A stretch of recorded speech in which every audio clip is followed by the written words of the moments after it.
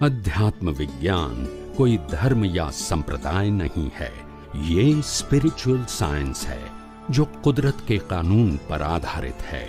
ये विज्ञान पूरे ब्रह्मांड के सभी रहस्यों को उजागर करता है और जीवन के सभी पहलुओं को समझने के लिए एक नई दृष्टि देता है। इसी को आर्ट ऑफ विजन कहते हैं, दुनिया को देखने की एक नई दृष्टि, जो अध्यात्म विज्ञानी परम पूज्य स्वामी श्री कमलेशानंद जी के निर्देशन में सनातन सत्य का अनुसंधान कर हमारे जीवन को प्रकाशित करे। जय सच्चिदानंद। ज्ञान એટલે જે વિજ્ઞાન આપણે બધા પર્યુષણ પર્વ નિમિત્તે સાંભળી રહ્યા છીએ, એ આધ્યાત્મિક વિજ્ઞાન કુદરતનું છે. કોનું છે? એ કોઈ વ્યક્તિનું વિજ્ઞાન નથી. ને વિજ્ઞાન અનુભવવાનું એટલા માટે કારણ કે શરીર, સત્તા, સંપત્તિ, સંબંધ, સાધન અને સંજોગો અને શક્તિ બધું કોનું છે? માટે આપણે જાણવું, સમજવું, અનુભવવું જરૂરી છે. આત્મા સિવાય બધું કોનું છે? એનું છે. હવે નથી જાણતા, માટે તમે માલિકી ભાવ, કરતા ભાવ, ભોગતા ભાવ અને દેહાધ્યાસ કરો છો, એટલે કુદરત તમને દંડ આપે છે. પછી પુણ્ય રૂપે આપે કે પાપ રૂપે, પણ બે અજ્ઞાનનું જ ફળ છે. જન્મ મરણના ચક્કર ચાલુ રહેશે, પુણ્ય હશે કે પાપ હશે. એટલે આ બેઝિક પ્રિન્સિપલ ને કારણે આપણે આ કુદરત, કુદરતી કાનૂન અને કુદરતી રચના સમજવું જરૂરી છે. કારણ કે આ જીવની શરૂઆત થઈ ત્યારથી અત્યાર સુધી શરીર, સંજોગો અને શક્તિ બધું જ કુદરતનું હતું, જેને આપણે રિલેટિવ શક્તિ કહીએ છીએ. બધી કોની છે? જે શરીર હવા, પાણી, ખોરાક થી ચાલે છે, એ હવા, પાણી, ખોરાક કોના? તો ભાઈ શક્તિ કોની? જેનાથી લોહી બને છે, શક્તિ કોની? જેનાથી આ બધા પાર્ટ એક્ટિવ થાય છે, શક્તિ કોની? જેનાથી આપણે જન્મ, જીવન, મૃત્યુના બધા સંજોગો મળે છે, પણ શક્તિ કોની? હવે ના જાણવું એનાથી મોટું અજ્ઞાન કયું હોય? અને જાણવું એ વિજ્ઞાન છે. એ કોઈ વ્યક્તિનો વ્યૂ પોઈન્ટ નથી. સનાતન સત્ય. કયું સત્ય? સનાતન. અને ભારત વર્ષની અંદર સદીઓથી સનાતન સત્યની જ વાત થતી હતી. અને એ સનાતન સત્યની વાતમાં અનુભવ એ મુખ્ય વસ્તુ હતી. શું હતી? એટલે જૈન અને વેદાંત જે મુખ્ય બે પંથ હતા વર્ષોથી, એ બંને પંથમાં સનાતન સત્યની વાત જ હતી, પણ અનુભવ થાય એટલે એનું મહત્વ હતું. જ્ઞાન તો ઘણા બધા પાસે હતું, અનુભૂતિ. અને કુદરતનો કાનૂન એવો છે કે અનુભૂતિ પ્રાપ્ત થાય એટલે એ તમારું સ્પિરિચ્યુઅલ લેવલ કહેવાય. અને એ સ્પિરિચ્યુઅલ લેવલને આધારે કુદરત એ કેટેગરી પ્રમાણે તમને સિદ્ધિઓ અને શક્તિઓ આપે. એબ નોર્મલ, જે નોર્મલ લોકો પાસે એ આપે તમને. ખ્યાલ આવે ને? જેમ તમને વડાપ્રધાનની પોસ્ટ આપે તો એને અનુરૂપ પાવર્સ બી આપે ને, તો કામ કેવી રીતે કરી શકો?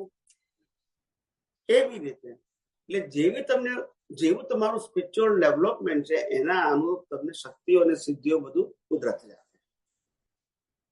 એટલે આ કુદરત એટલા માટે આપે છે કારણ કે તમે આ દુનિયાનું સનાતન સત્ય કહો છો, કોઈ વ્યક્તિનું સનાતન સત્ય નથી કહેતા.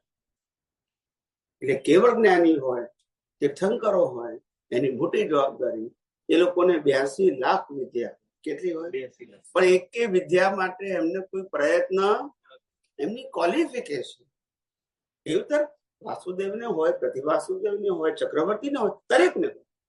આ બધા આત્માર્થી જ છે. બધા પોસ્ટ ગમે તે છે, બધાનો ધ્યેય મોક્ષનો જ છે. પણ મોક્ષની સાથે સાથે બીજા દેવ જે હોય એને કારણે આ વાસુદેવ, પ્રતિવાસુદેવ બને. પૂરા વર્લ્ડની અંદર આટલા બધા મતભેદ જોવા મળે. ધર્મના, જાતિના, પ્રદેશના, આહારના, પછી લેંગ્વેજના, પહેરવેશના, કેરેક્ટરના, આવા બધા મતભેદો દુનિયામાં જોવા મળે. એટલે માણસને એમ થાય કે આવી દુનિયા હોય, કમસે કમ હ્યુમેનિટીમાં તો આપણે બધા એક હોવા જોઈએ ને. બીજું બધું ભલે જુદું હોય, રંગ, રૂપ, કલર, હાઈટ, બોડી બધું ભલે જુદા હોય, પણ માનવતામાં તો એક હોવા જોઈએ.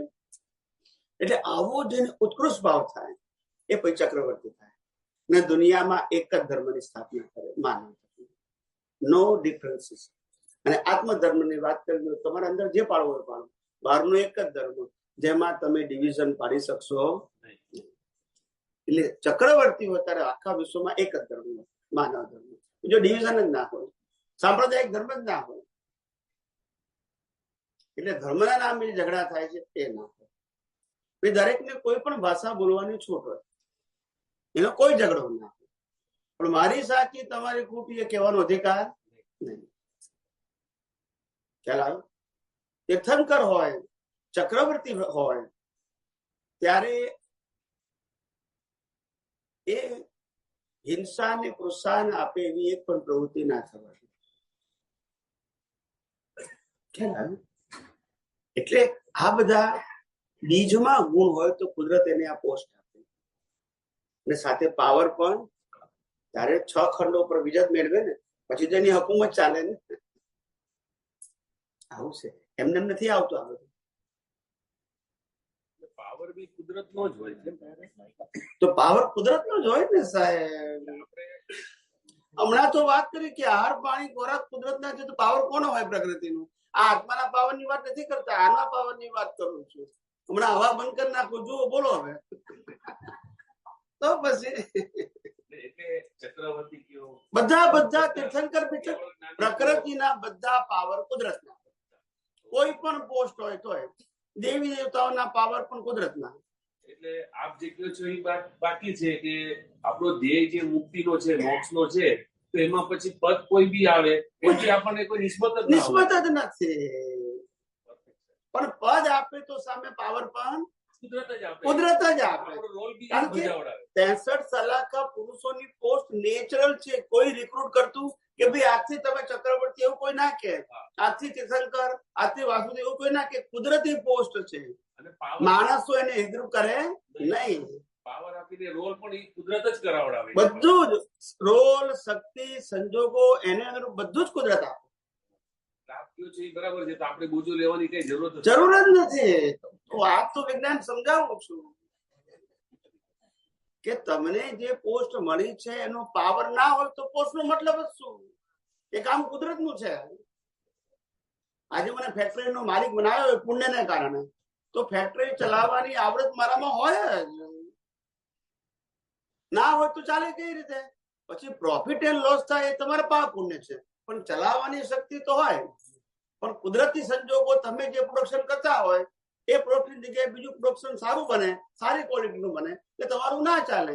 તો ભલે તમે ફેલ ગયા કેવા, પણ તમારી પાસે ફેક્ટરી ચલાવવાનો પાવર તો છે. પણ ફેલ થવું ને સફળ થવું એ પાપ પુણ્યના ખેલ છે. તમારી કેપેસિટી નથી એવું નથી. હવે ખ્યાલ આવી ગયો? આજે કોઈ વ્યક્તિ રાજા બને, કોઈ વ્યક્તિ વડાપ્રધાન બને, કોઈ વ્યક્તિ પ્રેસિડેન્ટ બને, પણ બધા સફળ થયા જો નહીં, પણ પોસ્ટ મળે એટલે પાવર ઇન્ક્લુડ હોય, નહીતર પોસ્ટ ના મળે. સફળતા, હું કોઈ કાર્ય કરું છું ને સફળ થાઉં છું તો એ બી કુદરત જ કરાય. પણ તમારા કર્મના સફળતા નિષ્ફળતા જે બાહ્ય આવે છે ને તમારા કર્મનું ફળ છે. આજની તમારી ભૂલ કે આજની તમારી હોશિયારી ચાલાકી નથી. આજે અમે જે વિજ્ઞાનની વાત કરીએ છીએ એ આજે કુદરતી રચના છે. આજે અમારો ઇન્ડિપેન્ડન્ટ પાવર. તો પછી પ્રભુ આપ કહો છો એ વાત 100% સાચી છે કે તો પછી પ્રતિક્રમણની જરૂરત જ ક્યાં છે? પ્રતિક્રમણ કરે છે એ કુદરતી રચના. આપણે પ્રતિક્રમણને પ્રકૃતિના પ્રતિક્રમણ કે સામાયિક પુરુષાર્થમાં કાઉન્ટ નથી કરતા, અને પ્રકૃતિ કરે છે તો કુદરતી રચના. પુરુષાર્થ નથી કહેતા. પ્રકૃતિ દ્વારા સામાયિક થાય, પ્રતિક્રમણ થાય, આરતી થાય, પૂજા થાય, ઉપવાસ થાય, એ બધું કુદરતી. હવે ખ્યાલ આવી ગયો? એમાં કરવું ના કરવું આવતું. આપણું વિજ્ઞાન જોવા ઉપર, જે થઈ રહ્યું છે એને કઈ રીતે જોવું એના ઉપર છે. પ્રકૃતિએ શું કરવું શું ના કરવું એ આધ્યાત્મ વિજ્ઞાનનો વિષય નથી, પણ જે થઈ રહ્યું છે એને કઈ રીતે જોવું, આર્ટ ઓફ વિઝન. આધ્યાત્મ વિજ્ઞાન એ અવસ્થાઓને જોવાની કળા છે. અવસ્થાઓને બદલવી, સુધારવી, ફેરવવી, કરવી, ના કરવી એ આધ્યાત્મ વિજ્ઞાનના વિષયો નથી. યસ, તમે કોન્સેપ્ટ સાથે આ વાત કરી, કુદરત, કુદરતી રચના, કુદરતી કાનૂન, તો અકુદરતી શું છે?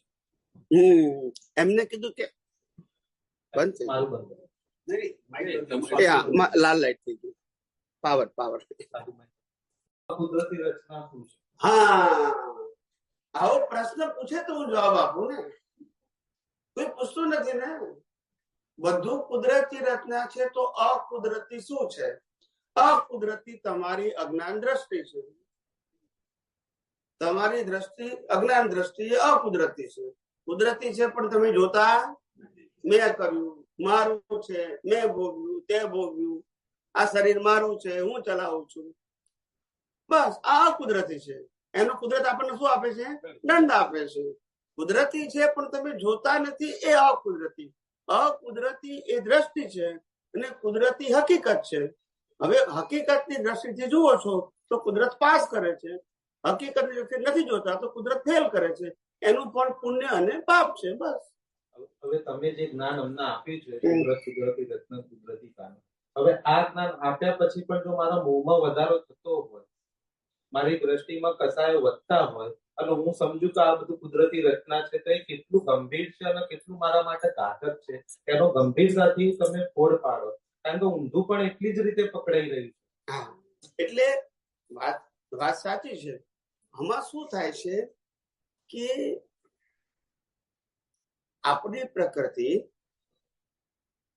ગમે એટલી રિલેટિવ સત્યના પક્ષની હોય, ગમે તેવી ભારેમાં ભારે, પણ પ્રકૃતિને તમે કુદરતી રચના તરીકે જોઈ શકો તો છૂટા છો. એવું નહીં કે અમુક ભાગ કુદરતી રચના ને અમુક ભાગ નહીં, એવી રીતે નહીં. એ જ વાત છે. તો પછી ભૂલ જ છે ને સાહેબ. અવસ્થા માત્ર કુદરતી રચના કીધી તો બધી કીધી. કુદરતી રચના જોયા પછીના પરિણામો શું આવે છે એનો વિશેષ ફોડ પાડો છે. કુદરતી રચના જોવું એટલે તમારા પ્રકૃતિ પક્ષના ભાવો ખલાસ થઈ જવા. કયા પક્ષના? પ્રકૃતિ. બસ, પ્રકૃતિ તો ડિસ્ચાર્જ છે પણ તમારા ભાવો પણ પછી તે પક્ષના ના રહે. કુદરતી રચના જોયું એટલે મેળવવાનું ગુમાવવાનું ના રહ્યું, મારું તારું ના રહ્યું, મેં કર્યું તે કર્યું ના રહ્યું. એટલે એના રિઝલ્ટ સ્વરૂપે ક્રોધમાન માયા લોભ ઘટવા જોઈએ કે એઝ ઇટ ઇઝ જ રહે કે વધે પણ ખરા? ક્રોધમાન માયા લોભ ઘટે નહીં, વધે નહીં, પણ જે ક્રોધમાન માયા લોભ લઈને આયા છે એ એઝ ઇટ ઇઝ ઉકલે. સાહેબ, તમે કુદરતી રચના તરીકે જોઈએ તો સમ પરિણામ ઉત્પન્ન થવા જ જોઈએ. એટલે સમ પરિણામ એ ભાવનો પ્રશ્ન છે, ઉદયનો પ્રશ્ન નથી. મને સહાયક સંકેત હોય તો યુદ્ધ કરી શકું. નહીં તો કઈ બેમાં ડિમાર્કેશન શું કે ક્રોધમાન માયા લોભ ઊભું થયું એ કુદરતી રચના છે અને મારું જ્ઞાન હાજર રહ્યું એ પણ કુદરતી રચના છે. કહું આ અહીંયા આ લાઈન ઓફ ડિમાર્કેશન છે ને એ ધર્મમાં નથી હોતી. ધર્મમાં તો તમે ક્રોધ કર્યો, માયા કરી, માન દેખાયું અને લોભ કર્યો, ફિઝિકલી આ બધું દેખાય છે અને માટે ન થવું જોઈએ અથવા થાય તો એનું પ્રતિક્રમણ કરો. આવું ધર્મમાં કહેવામાં આવે છે. ખ્યાલ જો. પણ કુદરત શું કે તું ક્રોધ માન માયાલોભ જે કરે છે ને એ તારી સત્તામાં નથી, કારણ કે અવસ્થા માત્ર તમે જ કહો છો સાહેબ કે ભાઈ જે અજ્ઞાન છે, બરાબર, એ દ્રષ્ટિનો વિષય છે, કુદરતી છે, એના લીધે જ ક્રોધ માન માયાલોભ ઉભા થાય ના.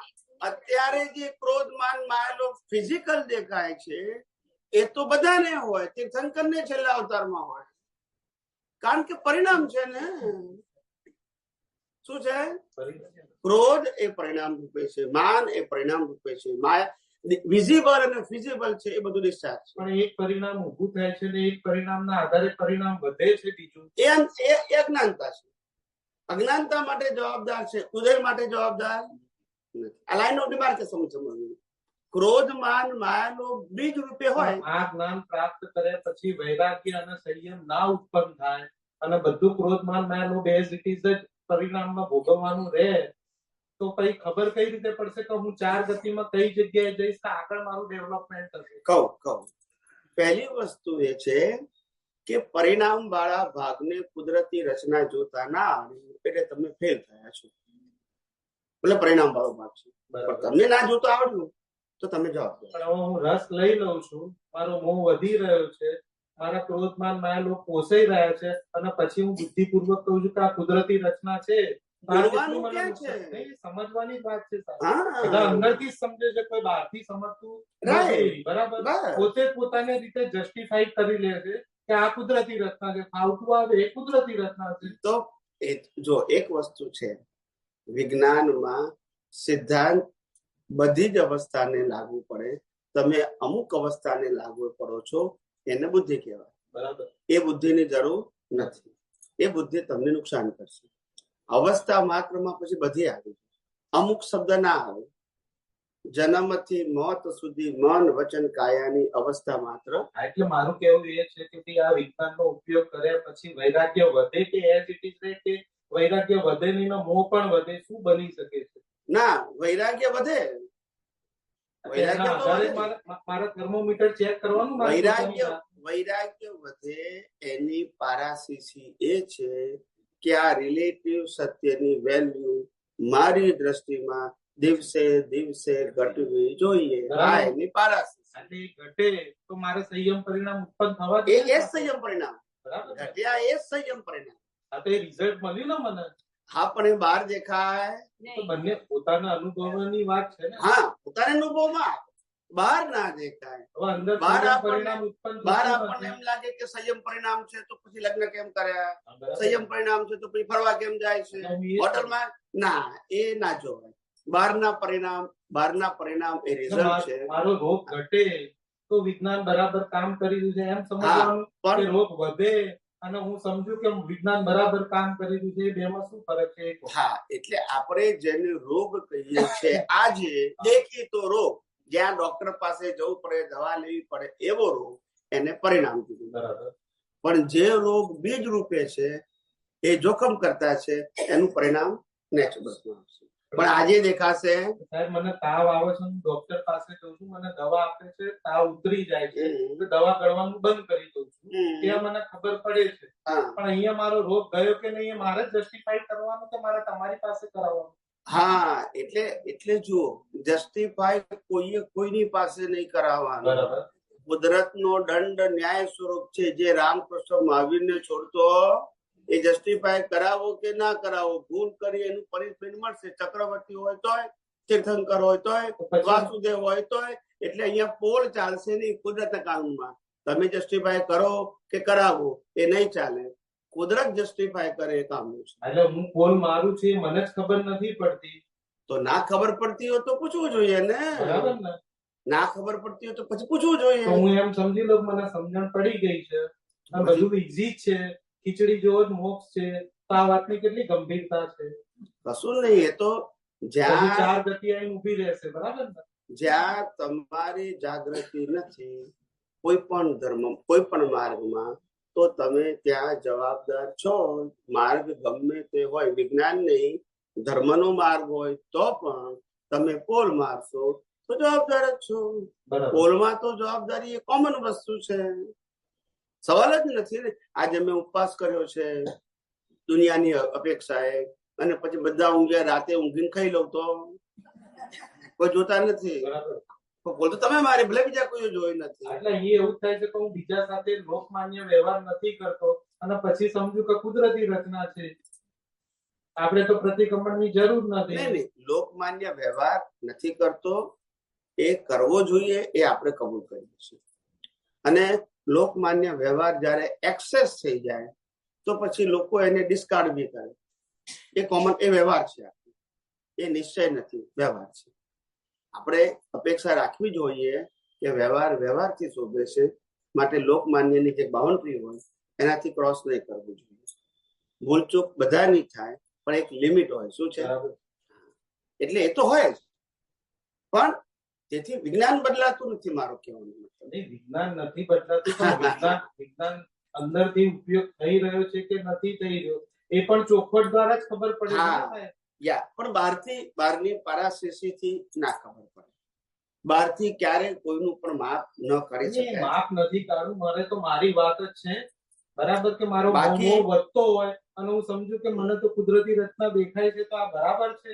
ના, મોં તમે લઈને એક જ વસ્તુ છે કે જ્યારે તમને તમારા ક્રોધ, માન, માયા, લોભ, મોહ, કસાયો જે નીકળી રહ્યા છે, જે વિઝિબલ ને ફિઝિબલ છે, જેવા છે તેવા, પણ તમને કુદરતી રચના દેખાય છે તો તમે એના માટે જવાબદાર નથી. એટલે પછી એના કેવા તમે વાત પ્રકારના કરી છે કે એ પ્રશ્ન નથી. એમને વાત કરી મોહ લઈને આવેલા છે, તો મને તાવ છે, હવે મેં તમારી પાસેથી દવા લીધી, તો પછી દવા લીધા પછી એ મોહ ઘટવો જોઈએ ને. હા, એ અંદરથી પણ આપણે શું માનીએ છે કે દવા લેવાથી રોગ મટે છે, હા, એવું કે બધા કેસમાં બનતું નથી. 5 ઓપરેશન કરાવે તો એ ફેલ જાય, બરાબર છે. પૈસા તો જાય અને માણસે ફેલ જાય અને ડોક્ટર પાસ થઈ જાય પૈસા લઈને. દવાનો ફાયદો અંદરનું બી બળે છે. એટલે મૂળ કારણ, કુદરતી અવરોધનું કારણ. દવા હંમેશા ધર્મ એટલે જ દવા. આધ્યાત્મમાં દવા શબ્દ ના હોય, પરમેનન્ટ સોલ્યુશન હોય. દવા એ ટેમ્પરરી સોલ્યુશન. એ ધર્મમાં આવે કે ભાઈ તમે પાપ કર્યું ને તો માફી માંગી, એ દવા કહેવાય. શું કહેવાય? અને તમે સારા કામ કરશો ને તો પુણ્ય બંધા, એ દવા છે. પાપ પુણ્યની દવા છે, એનું નામ ધર્મ. આધ્યાત્મમાં દવા ના હોય, સોલ્યુશન. પણ એ તો જેનાથી કર્મ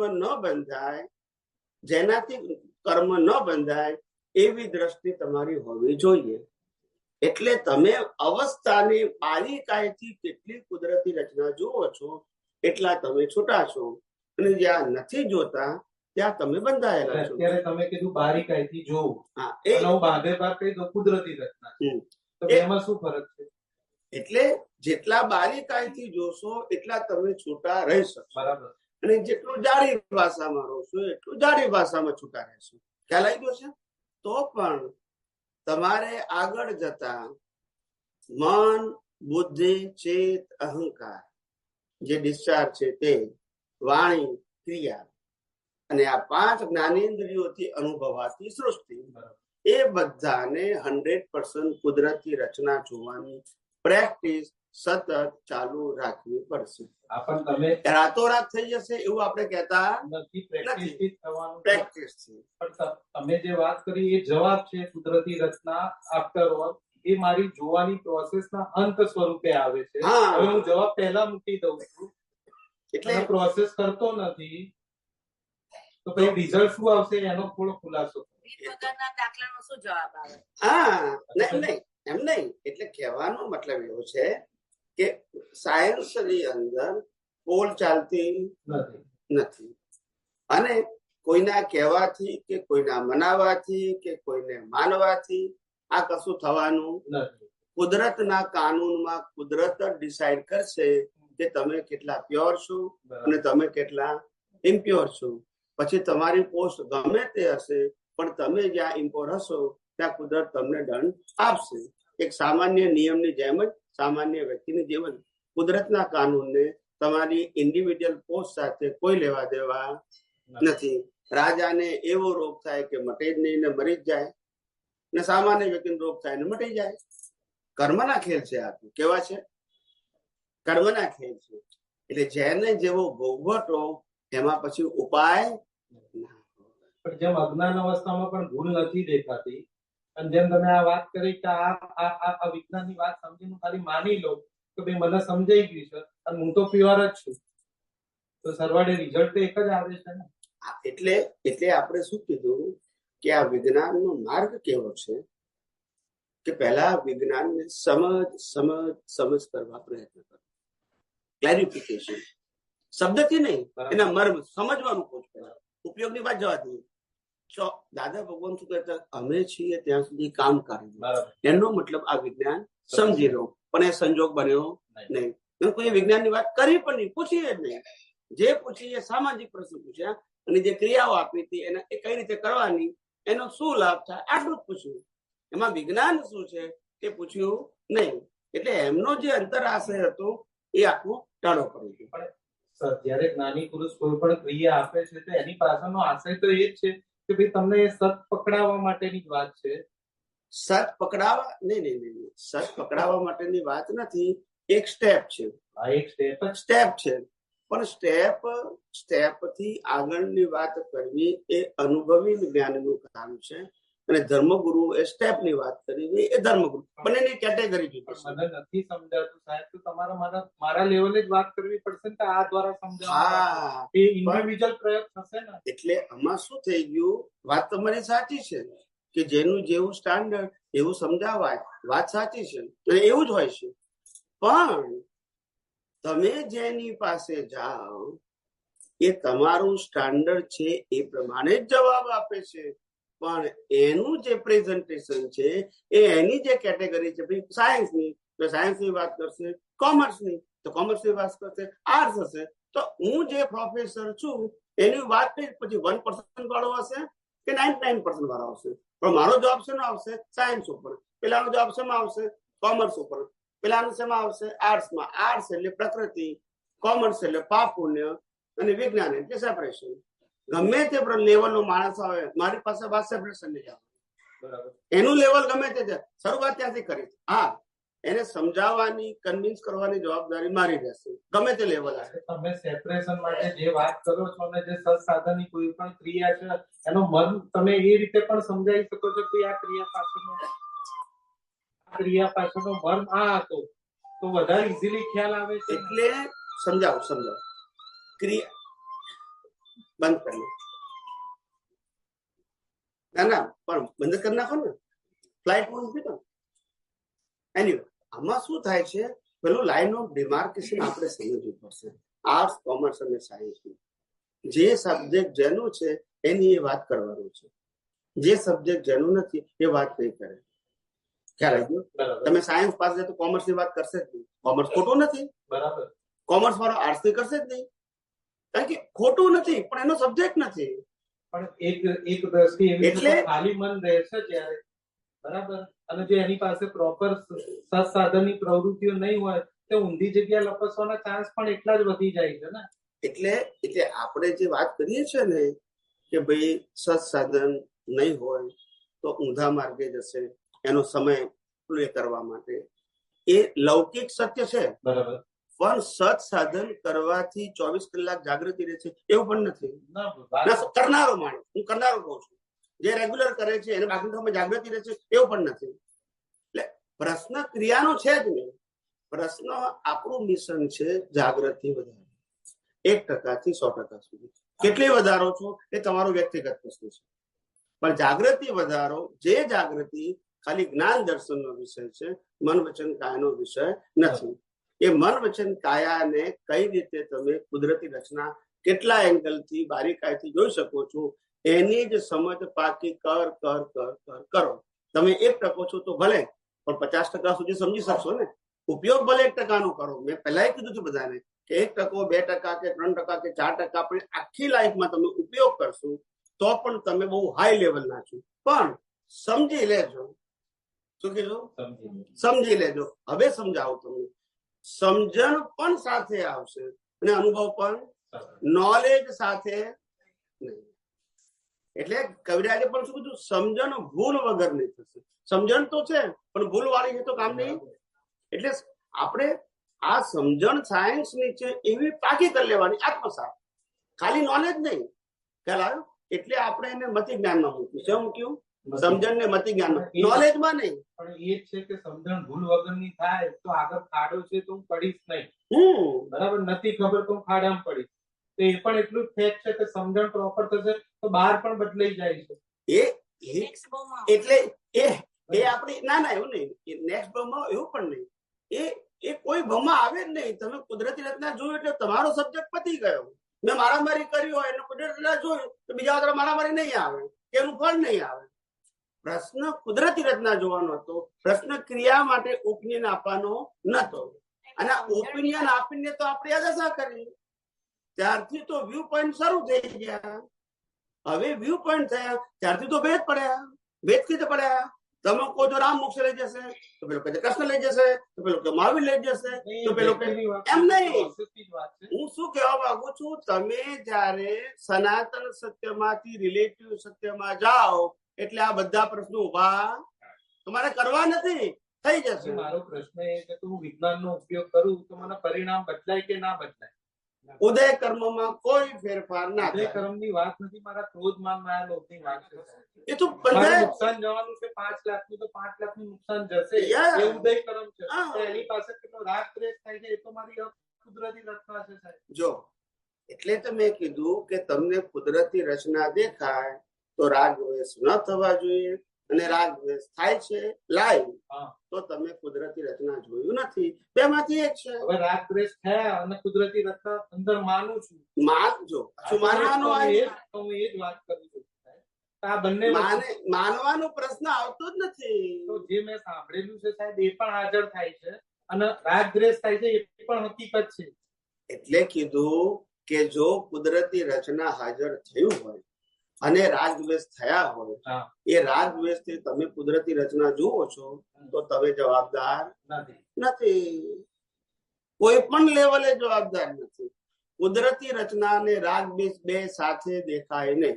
બરાબર દેખાય નહીં. બરાબર બેમાંથી એક જ દેખાય. બરાબર. હા, રાગ દ્વેષ થાય હા. ક્યારે એ ટાઈમે કુદરતી રચના ના દેખાય તો પછી પાછળથી જોવાનું. આપણે કીધું પાછું એ સંજોગને પાછળથી પણ કુદરતી રચના જોવાનું, એ કીધું છે આપણે ઓપ્શન આપે. બરાબર. પણ રાગ દ્વેષ અને કુદરતી રચના બે સાથે ના. ભલે ને મેમરીમાં હોય પણ હાજર રહે તો જ કામનું છે. એટલે મેં ઉપયોગ કીધો ને. ઉપયોગનો મતલબ શું? તમારી પાસે જે સમજણ છે એને વાપરી એનું નામ ઉપયોગ. ના વાપરી તો કર્મ બંધ થઈ જશે. એ તો આપણે ક્લિયર કીધું છે બધા માટે. આપણે ક્યારેય એવું નથી કીધું કે નહીં હવે તમારે તો એક અવતારે મોક્ષ, ક્યારેય નથી કીધું. આપણે કીધું આ વિજ્ઞાન પછી કેટલા અવતાર થશે કોઈ ગેરંટી નથી. તમારે 100% વિજ્ઞાન પચાવવું પડશે. કેટલા અવતાર એ તમારા ઉપર ડિપેન્ડ છે. હું કોઈ ગેરંટી આપતો પણ તમને 100% કુદરતી રચના દેખાશે તો કુદરત તમને કોઈ પણ દંડ કરી શકશે નહીં. આ કુદરતનો કાનૂન છે. હવે તમે ક્યારે 100% જુઓ છો એ તમારો વ્યક્તિગત વિષય છે. મેં સિદ્ધાંત કહી દીધો. શું કીધું? મેં ઇન્ડિવિડ્યુઅલ વાત નથી કરી. પણ જ્યારે કોઈ પણ માર્ગની શરૂઆત થાય ત્યારે માણસો નાસીપાસ થઈ જાય અને લાગે, કારણ કે આ આખું વિજ્ઞાનની જે વાતો છે એ મેં કીધું કે 2500-2600 વર્ષ પછી આ પહેલી વખત નીકળે છે. એટલે સ્વાભાવિક જ છે કે લોકોને સમજવું, ઉપયોગ કરવો, અનુભવ કરવો ટફ લાગે. એ અમને ખબર છે. અમને એ પણ ખબર છે કે ભૂતકાળની અંદર અમારા કરતા પણ સમર્થ જ્ઞાનીઓ થઈ ગયા છે અને એ લોકો પણ આ વિજ્ઞાનને વિજ્ઞાન તરીકે પ્રેઝન્ટ કરવા માટેના સંજોગો નતા લાયા, સામર્થ્ય હોવા છતાં. કારણ કે લોકો જ રિજેક્ટ કરે. તમે શું કરો? શું કરો તમે? હું જેને કહેવા જઉં એ જ એક્સેપ્ટ ના કરે તો શું કરવાનું? આ સંજોગો આટલા સાંભળે છે કુદરતે આપ્યા. આખી મારી સ્વતંત્ર શક્તિ નથી, બોલવાની નથી અને ભેગા કરવાની નથી. આ સાયન્ટિફિક સર્કમસ્ટાન્શિયલ એવિડન્સ છે. કુદરતને લાગ્યું કે આ કળિયુગની અંદર આ 2500-2600 વર્ષથી જે માર્ગ બંધ થઈ ગયો છે તો કોક તો નિમિત્ત હોવો જોઈએ. ત્યાં નિમિત્તની પાછી અંદર લાયકાત હોય તો નિમિત્ત બને, એમને ના બને. ત્યાં લાગવગ ચાલતી નથી. પણ જે માણસે બીજ નાખ્યા હશે કે મારે આ વિજ્ઞાન સાંભળવું, સમજવું, અનુભવવું છે અને અનુભવ્યા પછી જેમ છે તે વેચવું છે, જગત સ્વીકારે યા ના સ્વીકારે, પણ મારે રિલેટિવ સત્યની વાત નથી કરવી. માત્ર સનાતન સત્ય જ કેવું છે, જેટલા સ્વીકારે એટલા, પણ ડ્યુઆલિટી ઉભી નથી કરવી. આવો ભાવ કર્યો હશે એનું આ ફળ છે. નહીતર જો મેં એવું કર્યું, હજી એમને સમાધાન ને ક્લેરિટી નથી. હા, એક મિનિટ. પણ આપણે મેં જ્ઞાની તરીકે એવા ભાવ કર્યા હોય કે ભાઈ મને વિજ્ઞાન અનુભવમાં આવે તો વિજ્ઞાન તો આપવું, પણ જો ના સમજે તો પછી ધર્મનો માર્ગ આપો. આવું મને શંકા પડી હોય તો ઉદયમાં શું આવે? એમ કુદરત તમારા બીજના આધારે ફળ આપે છે. કુદરત કોઈના માટે સ્પેશિયલ હોતી. તમને જે વિજ્ઞાન છે એ વિજ્ઞાનમાં તમને કેમ શંકા પડે? 5 માણસ સાંભળે કે 5000 સાંભળે? કૃષ્ણ ભગવાને ગીતા એક જ વખત બોલ્યા, બીજી વખત ના બોલ્યા, સંજોગ નતો. એ ધારક તો 500 જણ ના આપી શકત. ગીતા જ કહેવાની હતી ને, પણ કહી શકે નહીં. પણ તેથી રિલેટિવ સત્યનો માર્ગ આપ્યો નહીં કે હવે મારા ગયા પછી મારી પૂજા કરજો, મારી આરતી કરજો, મને જ એમને નથી કીધું. એમની પરંપરાની વાત જવા દઈએ. મહાવીરે પણ રામે પણ નથી. એટલે સમજવો, મૂળ પુરુષ તો એને આજે કૃષ્ણ ભગવાન દ્વારા એક જ વ્યક્તિ પામ્યું પ્રત્યક્ષ રૂપે. રામ દ્વારા તો કોઈ નથી પામ્યું, ઇતિહાસ જ નથી કોઈ. પણ તો આજે કોણ માર્ગ પૂજે છે? એટલે પ્રશ્ન જે લાખો લોકો સાંભળે છે તે કુદરતી રચના છે, કોઈ નથી સાંભળતું તે. પણ તેથી તેની દશામાં કોઈ ફેર પડતો નથી. ખ્યાલ આવ્યો? દશા જુદી વસ્તુ છે અને ઉદય જુદી વસ્તુ છે. અમે કનુદાદા માટે આ જ વાત કરી હતી કે તમે ઉદયની દશાને એક ના કરો, નહીતર જ્ઞાની ક્યારે ઓળખાશે. આવું ક્લિયર કટ પબ્લિકમાં અમે કીધું સ્ટ્રોંગલી. આટલા બધા માણસોના વિરોધ પછી અમારું કામ સિદ્ધાંત કહેવાનું છે, વ્યક્તિ વિશેષ અમે વાત નથી કરતા. અને તે દાખલા બી આપ્યા હતા રામકૃષ્ણ મહાવીરના, કે રામે પણ રાવણની ફેમિલીને ખલાસ કરી નાખી, તોય આપણે ભગવાન માન્યા. કૃષ્ણ ભગવાન નિમિત્તે મહાભારત થયું, લાખો કરોડો માણસ મરી ગયા, તોય ભગવાન માન્યા. તો અમને કેવું કર્યું છે કઈ? તો પછી તો એમને જ્ઞાન અને વ્યવહાર કેમ ત્યાં જુદા પાડી દે? તમે પડે કે નહીં? તો એ કેમ નથી પડતા? જો જ્ઞાનીને ઓળખવા છે, વ્યક્તિ તરીકે જોવા હોય તો પછી બરાબર છે. વ્યવહારમાં વ્યક્તિ તરીકે જોવા હોય તો કે આ વ્યક્તિ બરાબર છે કે નથી બરાબર, ખાલી વ્યવહારથી તો બરાબર છે. પણ તમે જ્ઞાનીને વ્યક્તિ તરીકે જુઓ છો તે કરેક્ટ નથી. જ્ઞાનનો વ્યવહાર કરેક્ટ નથી મંજૂર છે આપણને, પણ દશા કરેક્ટ નથી. એ લેવલે તમારે જવું ના જોઈએ, નહીતર તમે જ્ઞાનીને ઓળખ્યા નથી.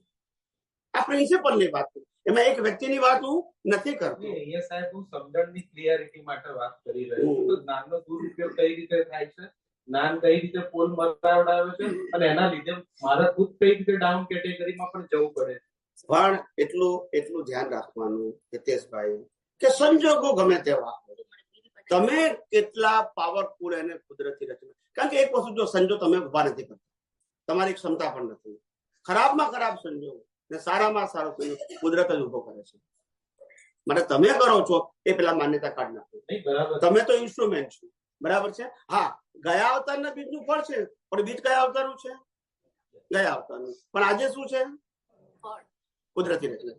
જો દાદા ભગવાનનું સત્સંગ સંભળાવું, 1 જ મિનિટનું છે, એમના જ વોઇસમાં. મેં અમેરિકામાં 4-5 જગ્યાએ સમજાવ્યું હતું. તમને ખ્યાલ આવે કે દાદા ભગવાન શું કહેવા માંગે છે?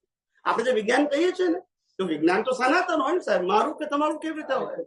પણ તમને ખાલી ખ્યાલ આવે એટલા માટે કે જ્ઞાની પુરુષ દાદા ભગવાન પણ આ જ કહેવા માંગતા હતા. ભલે એનલાર્જ ના થયું, કારણ કે એમને ક્રિયાનો માર્ગ આપી દીધો, એટલે એનલાર્જ ના થયું. જે વિગતવાર કેવું જોઈએ ને, હું પહેલી વાર નથી કરતો એટલે આ મેં એનલાર્જ કર્યું. પણ જો રિલેટિવ વાત કરી હોત મેં, તો પછી મારે એનલાર્જ ના કરાય, કારણ કે પછી આ ને આ બે પુરુષાર્થ કહેવાય નહીં. એટલા માટે એમને આ થઈ ગયું, એ અમે જાણીએ છીએ. પણ આ તમને ખ્યાલ આવે કે જ્ઞાની પુરુષ શું કહેવા માંગે છે. અને પાછું તમારી પાસે છે, મારી પાસે પ્રિય થઈ ગયું છે. ના, મારે પેલું બફિંગ થઈ ગયું, ફેરથી કર્યું, પેલા નીકળી ગયું, બધા વિડીયો નીકળી ગયા. બધા વિડીયો દેખાય ખરા, ડાઉનલોડ નહીં, નીકળી ગયા.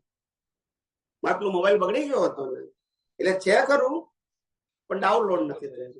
કસરાકમાં છે, જુઓ તો કસરાકમાં તો હશે જ. આપણે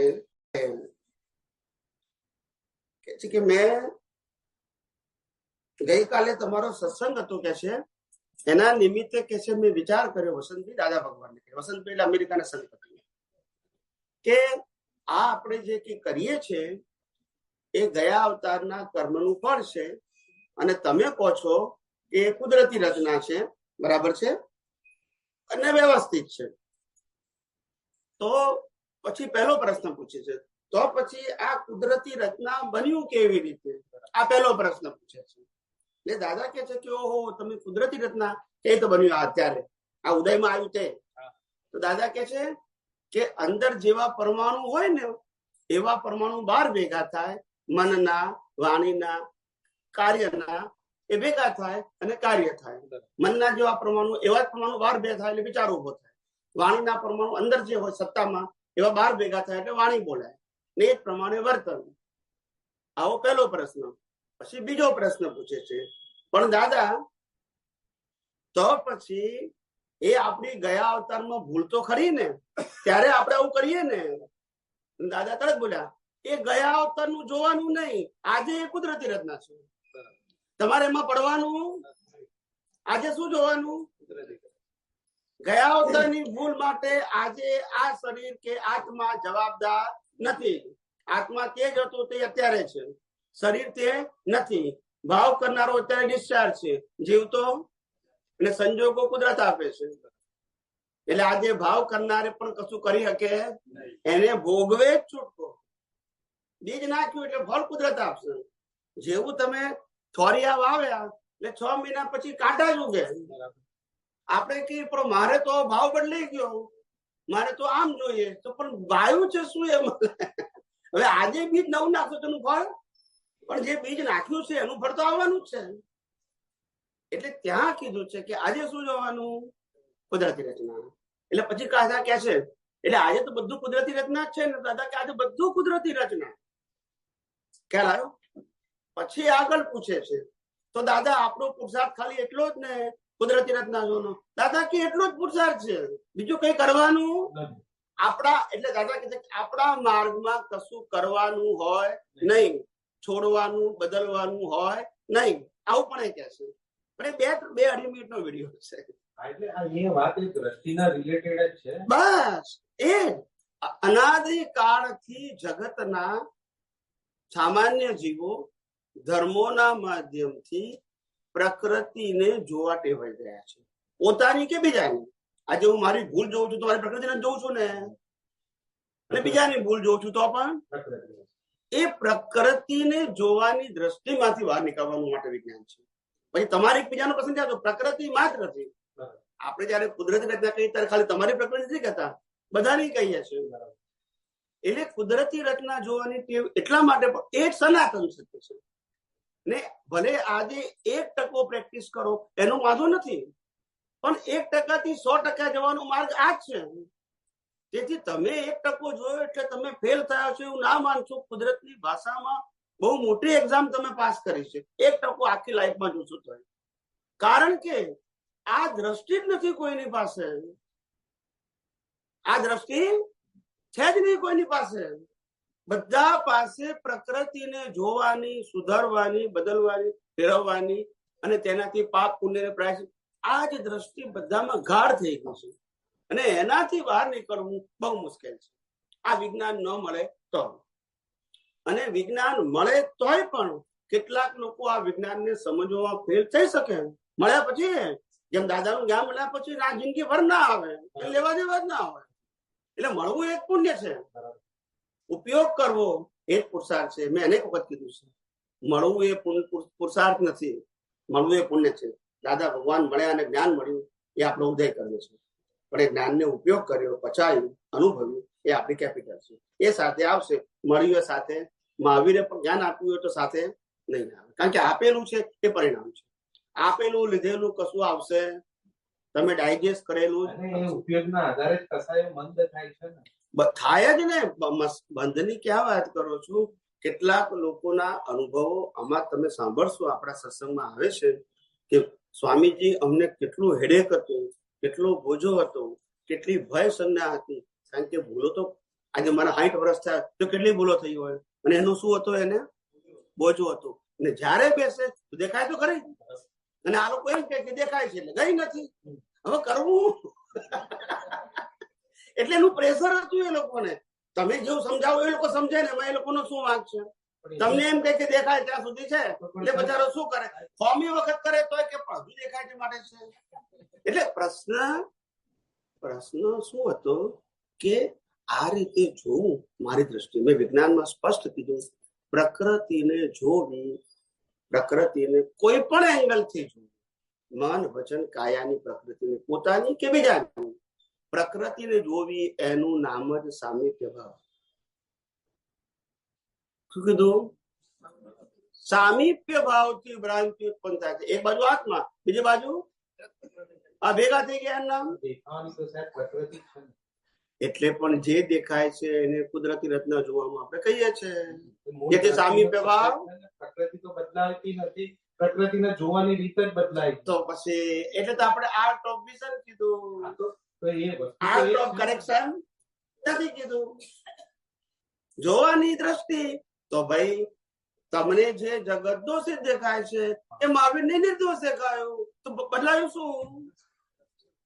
સંજોગ તો ના બદલાયો. એમને તો નિર્દોષ કે દોષિત બંનેથી ઉપરની વસ્તુ આવે ના, ના. છે, તમે કહેવા માંગો આ તો વાત હું તમને ખાલી એક દાખલા માટે સમજાવું છું કે જે જગત તમને દોષિત દેખાય છે એ જગત મહાવીરને નિર્દોષ દેખાય છે. એ દ્રષ્ટિનો વિષય છે, એટલે ક્રિયાનો વિષય નથી. એમ મારે કહું હું ભેદ શું પાડું છું? એટલે એક ખ્યાલ આવી ગયો, પણ જગત તો દોષિત નથી, નિર્દોષ પણ નથી. જગત તો જગત જ છે. મને દોષિત દેખાય છે માટે નિર્દોષ જોવાનું. That's it. એટલે એના માટે જ આ પુરુષાર્થ છે. બસ જગત તો પરિણામ સ્વરૂપ છે. એ પરિણામ સ્વરૂપમાં મારો પુરુષાર્થ રિલેટિવ સત્યને આધારે અટકી ગયો, એ મારી ભૂલ છે. બાકી તો પ્રવાહ છે. પ્રવાહના પાણીને અલગ અલગ આઈડેન્ટિફાય કરવાની જરૂર નથી. પણ અહીંયા બીજું શું થાય, કાલે પેલા ભાઈએ પ્રતિક્રમણનો પ્રશ્ન કર્યો તો સાંજના સત્સંગમાં, બરાબર? તમે પ્રતિક્રમણની આખી ડેફિનેશન આપી. તો એક સ્થૂળ પ્રતિક્રમણ છે અને એક નિશ્ચય પ્રતિક્રમણ છે, જે આપણે દ્રષ્ટિનું પ્રતિક્રમણ. પણ હવે થાય છે શું કે ભાઈ નિશ્ચયનું પ્રતિક્રમણ પકડતા નથી અને વ્યવહારનું પ્રતિક્રમણ ઉડી જાય છે. તો સ્વામીજીએ ના પાડી છે. જો એટલે એના પોલ મારી કહેવાય કે ના કહેવાય? જો સમજાવો. પહેલી વસ્તુ એ કે આપણે સત્સંગમાં અનેક વખત કહ્યું છે કે મન વચન કાયાની ક્રિયાને આધ્યાત્મ વિજ્ઞાન સાથે કોઈ સંબંધ નથી. બરાબર. એટલે અહીંયા ક્યારે હું કોઈને કોઈ ક્રિયા કરવાની અથવા ના કરવાની ક્યારે સ્ટેટમેન્ટ કરતો નથી. એ મારા વિજ્ઞાનથી વિરુદ્ધ છે. પ્રકૃતિના પક્ષનું ઓપિનિયન એ જ રિલેટિવ છે. શું કીધું? કરવું તે અને ના કરવું તે. અહીંયા ઓપિનિયન ના હોય, અહીંયા તો સેપરેશન હોય કે તમે પ્રકૃતિ કેવી છે એ અગત્યને તમે છૂટા રહી શકો છો તો તમે પાસ છો, નથી રહી શકતા તો ફેલ છો. પછી ઓપિનિયન તમારો સારો હોય તોય ફેલ છો અને ખરાબ હોય તોય ફેલ છો. મેં પ્રતિક્રમણ કર્યું તોય ફેલ છો અને નથી કર્યું તોય, કારણ કે બંનેમાં કરતા પણ તો કોમન છે ને. પણ છૂટા નથી રહી શકતા તો અશુભ ભાવ એનું કામ કરે છે ને. જો એક વસ્તુ છે સાહેબ, આપણે જેમાં પાસ ધાર્મિક ક્રિયા જે શુભ ભાવ માટે પણ આપેલી છે તે એનું પણ ઇમ્પોર્ટન્સ તો છે ને સાહેબ, પડી ના જવા માટે. એટલા માટે કીધું કે વાત સાચી છે કે ધર્મનો ઇન્ટરેસ્ટ છે, ધાર્મિક વાતોનો ઇન્ટરેસ્ટ છે, પણ આપણને ખબર પડે છે કે હું ડોક્ટરની એક્ઝામમાં ફેલ થઉં તો બીજી વખત ડોક્ટર નહીં આપું, ફેલ થઉં ત્રીજી વખત ડોક્ટર નહીં આપું, હું કઈ ચાર્ટર એકાઉન્ટન્ટ ના આપું. બરાબર. કેમ? હા, તો પણ સહેલું છે. ડોક્ટર. આર્ટ્સ ની ના આપું પણ સહેલું છે ને, સાહેબ ડિગ્રી તો મળશે ને. પણ એ તો ઇનબિલ્ટ આવી જાય છે ને ઇફેક્ટ પર. જેમ તમે ચારિત્ર લઈને આયા છો, એટલા માટે કીધું નહીં, આજે તમે ચારિત્ર લઈને આયા છો તો ભાઈ જન્મથી જ 12 બ્રહ્મચારી, આજે તમને 8 વર્ષની ઉંમરથી સાધુ થવાના જે ભાવ થયા, તમે દાદા ભગવાન સાથે ફોલો થયા, આજે આ લેવલ સુધી પહોંચ્યા છો, તો એ ઇફેક્ટમાં જ આવ્યું છે ને, એના લીધે જ આવ્યું છે. કોઈના કોઈ તો શુભ ભાવના આધારે જ આ પરિણામ આવ્યું છે ને. વિજ્ઞાનનો અનુભવ ખૂટતો તો દાદા ભગવાને તમને કહ્યું છે, બરાબર? તો ભાઈ ખાલી અનુભવ ખૂટે છે, ચારિત્ર લઈને આવ્યા છે. તો એ ચારિત્રનું નિર્માણ તો શુભ ભાવથી થાય છે ને. શુભ ભાવથી નહીં, શુદ્ધ ભાવથી થાય. એટલે સેપરેશન. શુદ્ધ એટલે સેપરેશન. શુભ એટલે શુભ અશુભ બે આવે, જેને આપણે રિલેટિવ કહીએ છીએ. શુદ્ધ એટલે સેપરેશન ને શુભ અશુભ એટલે રિલેટિવ. રિલેટિવમાં બે આવે, શુભે આવે અને અશુભ આવે. શુદ્ધમાં સેપરેટ. શુદ્ધ એટલે શું? નો ઓપિનિયન. આપણે શું કહીએ છીએ? ઓબ્ઝર્વર. શું કહીએ છીએ? એટલે ખરાબ ને ખરાબ નથી કહેતા, સારા ને સારું, એટલે આપણે ઓબ્ઝર્વર કહીએ. જો ઓબ્ઝર્વર ના કર્યું તો પછી શુભ અશુભ આવે. આ પ્રેક્ટિસ કેટલા અવતારોથી હશે એ મને ખબર નથી, અને મને દેખાતું નથી, અને મારે જોવું પણ નથી. આ તો એમને કીધું 4 અવતાર, મને તો ખબર જ નથી. મને તો પાછલો અવતાર શું તો એ ખબર નથી, અને મેં કોઈ જોવાનો ઇન્ટરેસ્ટ પણ નથી રાખતો, અને ભવિષ્યનો અવતાર શું હશે એનો પણ ઇન્ટરેસ્ટ નથી રાખતો. હું તો ભાવ એટલો ખાલી કરું છું કે મારો નેક્સ્ટ ભાવ જેવો હોય કુદરત એવો આપે કે મારી ઓછામાં ઓછી વાણી બોલે અને ચારિત્રથી લોકો સમજી જાય, બદલાઈ જાય. એક જ વાક્ય બોલવું ને આખું જીવન બદલાઈ જાય એવું મારે ઉદય જોઈએ છે. આ મારા ભાવ છે. ઉદય જે આવે છે એટલે આ બોલવું કહેવું એ મારો આજનો ભાવ નથી. હવે જે આ ભાવ તમને થાય છે તો એ વન ટાઈમ તો તમે પ્રકૃતિની જ એક જાતની શુદ્ધ પ્રકૃતિની ડિમાન્ડ છે ને. હા, એટલે જે માણસો એના અપગ્રેડ ની વાત કરે ને એમાં ક્રિયાનો ડાયરેક્ટ સંબંધ નથી. ખ્યાલ આવી ગયો, ક્રિયા તો પરિણામ આજે- સ્વરૂપે આવે. હા, આજે તીર્થંકર ભગવાન જે ઉદય લઈને આયા હોય તેનો આગલો ભાવ કેવો હોય કે ભાઈ મારું ચારિત્ર એવું હોય કે લોકોને એમને એમ લાભ થાય. એટલે હવે એ કઈ ચારિત્ર એટલે એવું નહીં કે આ બોલવાનું ના લાયા હોય. બે કો રિલેટેડ છે ને, તમારા ભાવ ઊંચા સ્તરના થાય છે, બાકી ભાવ એટલે- તો થઈ જ રહ્યા છે. એટલે જગત કલ્યાણના જે ભાવ છે એની આ બધી કેટેગરી છે. બરાબર. ઉત્કૃષ્ટમાં તીર્થંકરના ભાવ જગત કલ્યાણ માટેના કે જેમાં સેજ પણ કરતા પણ આયોજન હોય નહીં, પબ્લિક નો સપોર્ટ ના હોય, બધો દેવી દેવતાઓ કરે, પબ્લિક એનો લાભ લે, પણ એ કોઈ દિવસ એમાં ઇન્વોલ્વ ના થાય, કોઈ પણ આયોજનમાં ના થાય, આખી લાઈફમાં ના થાય. ને ક્યારે એમને કેવળ જ્ઞાન થાય નહીં ત્યાં સુધી સંપૂર્ણ મૌન રહે. માતાના ઘરમાંથી સ્પષ્ટ કશું ના બોલે, કારણ કે એ ઉદય જોડે કેવળ જ્ઞાન થાય, સમોસન રચાય, વિનંતી કરે, પછી દેશના આપવા જાય. એમ નહીં કે મારે જગત કલ્યાણનો ભાવ છે માટે ભેગા કરો, એવું નહીં. એ નીચેની કક્ષામાં આવે. કઈ કક્ષામાં? નીચેની કક્ષામાં આવે. એ આપણે ઉણપ કહેવાય, કાચા કહેવાય. એટલે આ બધું એવું છે. જેમાં તમે આ ભાવ કીધો ને એ મને કચાશ કહેવાય કે 100% માણામાં ખ્યાલ આવે ને, છે જગત કલ્યાણનો ભાવ પણ કહેવાય કચાશ. બરાબર, બહુ સરસ. નહીં તો આમાં તો પેલું એ ના આવે પછી છેલ્લામાં. એટલે એ જ વાત છે. અહીંયા તમે જે અત્યારે જવાબ આપ્યો એના રિલેટેડ હમ. કે ભાઈ તમારું ડેવલપમેન્ટ અને જે હાઈટ, આનાથી તમારા ઉચ્ચ ભાવ પણ એટલા જ મજબૂત થવા જોઈએ Yes. અને કેરેક્ટર તમારું એ પ્રમાણેનું તૈયાર થવું જોઈએ. બસ. એટલે આમાં મેઇન એંગલ ક્યાં છે? મેઇન એંગલ કે જે પહેલા જે મૂળ બે માર્ગો હતા, આ વેદાંત અને જૈનિઝમનો બે માર્ગ હતા, હજાર ઋષભદેવ ભગવાન વખત, ત્યારથી માર્ગમાં અંતર જે પડ્યું, સાંભળજો બધા, જે અંતર પડ્યું ઋષભદેવ ભગવાન એમની પરંપરામાં પછી જે અંતર પડી ગયું એમાં એક અંતર એવું પડ્યું કે અમુક પ્રકારની સાધનાથી આ જ્ઞાન થાય છે. બરાબર. સાંભળજો. અને બીજા એ નક્કી કે જ્ઞાન દર્શનના ઉપયોગથી કેવળ જ્ઞાન થાય છે. બરાબર. આ બે માર્ગ પડી ગયા. એટલે પેલા એ ક્રિયાનો સહારો લીધો અને અમને જ્ઞાન દર્શન સહારો લીધો. ઉદય જે હોય તે. બરાબર. ખ્યાલ આવ્યો? હા. પેલા એ બધા રિલેટિવ સપોર્ટ પણ રાખ્યા અને પેલા એ ના રાખ્યા. સાધુ જંગલમાં ફર્યા જ કરવાનું, કુદરતી ખાવાનું મળે તો ખાવાનું, બહુ ભૂખ લાગે ના રહેવા તો ભિક્ષા માંગવાની, આપે તો ઠીક, ના આપે તો કઈ નહીં. આ માર્ગ અપનાવ્યો. શરીર છે એટલે ભૂખ તો લાગવાની, પણ એમ કે આહારની છૂટ એવું નહીં, આ કુદરતના શરણે. કુદરતના શરણે 100%. અને પેલા લોકો કુદરત શરણે ના ગયા કે નહીં આટલી વસ્તુ તો જોવી જોઈએ મારે, અને પ્લસ સાધના કરીશું એ રીતે યોગ અને ધ્યાનના આધારે આગળ ગયા. એટલે આ બે માર્ગ પહેલેથી હતા. હવે જે ક્રિયાનો માર્ગ હતો એ ધીમે ધીમે મજબૂત થઈ ગયો. બરાબર. અને પેલો માર્ગ શું થઈ ગયો? કારણ કે પેલો માર્ગ દેખાતો નથી ને. હંમેશા કળિયુગની અંદર આ માર્ગ ચાલે જ નહીં. આ આપણે જે કહીએ છીએ ને, વ્યવહારથી કહું, આ કહીએ છીએ ને એ ખરેખર આ કળિયુગની સિદ્ધિ કહેવાની. બરાબર. વિતરાગનો માર્ગ કોઈ પણ ફોર્મેટ વગર પ્રસ્થાપિત કરવો, કોઈ પણ માર્ગ, આજે આધ્યાત્મ વિજ્ઞાન કોઈ પણ ફોર્મેટ વગર પ્રસ્થાપિત કરવો દુનિયા સમક્ષ એ ઇમ્પોસિબલ છે. કોઈ વ્યક્તિ ફોર્મેટ વગર પ્રેઝન્ટેશન કરી જ ના શકે. કારણ કે આધાર શું એનો આધાર શું? અહીંયા તો ભગવાન છે, ગુરુ છે, શાસ્ત્ર છે, ક્રિયા છે, મંદિર છે, રિચ્યુઅલ છે, વરઘોડા છે, આ બધું દેખાય છે. એટલે એને પ્રેઝન્ટ કરવું પરંપરામાં શું છે? ઈઝી છે કે વી ફોલો ધીસ ટ્રેડિશન. અહીં તો એવું કશું છે નહીં, અને છતાંય દુનિયાના લોકો એક્સેપ્ટ કરે છે. એ કળિયુગની સિદ્ધિ છે, અમારી સિદ્ધિ નથી, આ કળિયુગની સિદ્ધિ છે.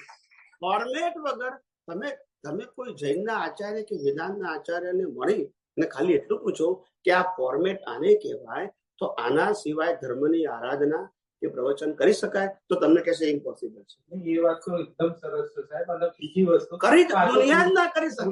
રિલેટેડ કઈ રીતે આગળ વધવું એ અગત્યની. ના, તમારો એંગલ તો હું તમે સમજુ છું. સમાજની સામે જે વાત મૂકી છે એ તો એકદમ કમ્પ્લીટ છે. હું આ વાતની પ્રશંસા નથી કરવા માંગતો. હું એવું કહેવા માંગુ છું કે આ વિજ્ઞાનની ડેપ્થ કેટલી છે. મારી ડેપ્થ નહીં, મને તો કુદરતે પ્રેઝન્ટ કરવાનું, મને તો અનુભવ થયો ને કુદરતે પ્રેઝન્ટ કરવાનું નિમિત્ત બનાવ્યો છે.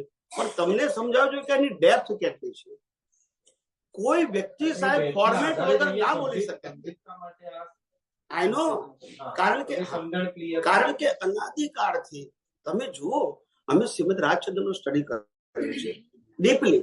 દાદા ભગવાનને તો પ્રત્યક્ષ મળ્યા રહ્યા એમની સાથે. પછી રમણ મહર્ષિ, એને દાદાએ જ્ઞાની કીધા, રામકૃષ્ણ પરમહંસ, આ બધાનો અમે નાની ઉંમરે ડીપલી સ્ટડી કરેલું. ડીપલી ખ્યાલ આવે ને કે શું કહેવા માંગે છે. પછી તીર્થંકરોના જીવન અમે જોયેલા 63 સલાકા પુરુષોમાં. આ બધું સ્ટડી કરેલું અમે. આ કમિંગ ઇવેન્ટ કાર જે આ નીકળવાનું છે ને એની ભૂમિકા કહેવાય. એટલે એવું નથી કહ્યું કે એના આધારે નીકળ્યું છે, પણ કમિંગ ઇવેન્ટ કાર જે શેડોઝ અમારા નિમિત્તે જે વાત નીકળવાની હશે, એટલે કુદરતી બધા ધર્મોનો અભ્યાસ બી કરાયો. એ તો કોને રસ હોય? એક ધર્મ હોય તેને પકડીને બેસી રહ્યા હોય, પણ ખબર છે કે એનો રોલ આવા આવવાનો છે, તો એને બધા ધર્મ વાળા પૂછશે તો જવાબ તો આપવો પડશે એને. એટલે કુદરતે આ તૈયારી કરાય છે. અમે તૈયારી કરી નથી, વ્યવહારથી ભલે અમે કઈ અમે કરી છે, પણ કુદરતે કરાવડાવી છે. Coming event car that shadows before. જેવો સંજોગ રોલ આવવાનો છે એને અનુરૂપ શક્તિ પણ કોણ આપે? કુદરત. અને સંજોગ આપણે પહેલા કહીએ છીએ ને, સંજોગોને શક્તિ કુદરત જ આપે છે સાહેબ. એટલે કીધું કે તમે જેવા કર્મનું પેકેજ બાંધ્યું છે એ પ્રમાણે શરીર, સંજોગો, શક્તિ કઈને કુદરત આપવાનું છે. પછી આપણને શેનું ટેન્શન? નરક ગતિના કર્મ બાંધ્યા હશે, નરક ગતિનું બોડી કે લાખ વખત કાપો તોય મરે નહીં. એ બોડી પણ કોણ આપશે? કુદરત આપશે. શક્તિ પણ કોણ આપશે? કુદરત. સંજોગ કોણ આપશે?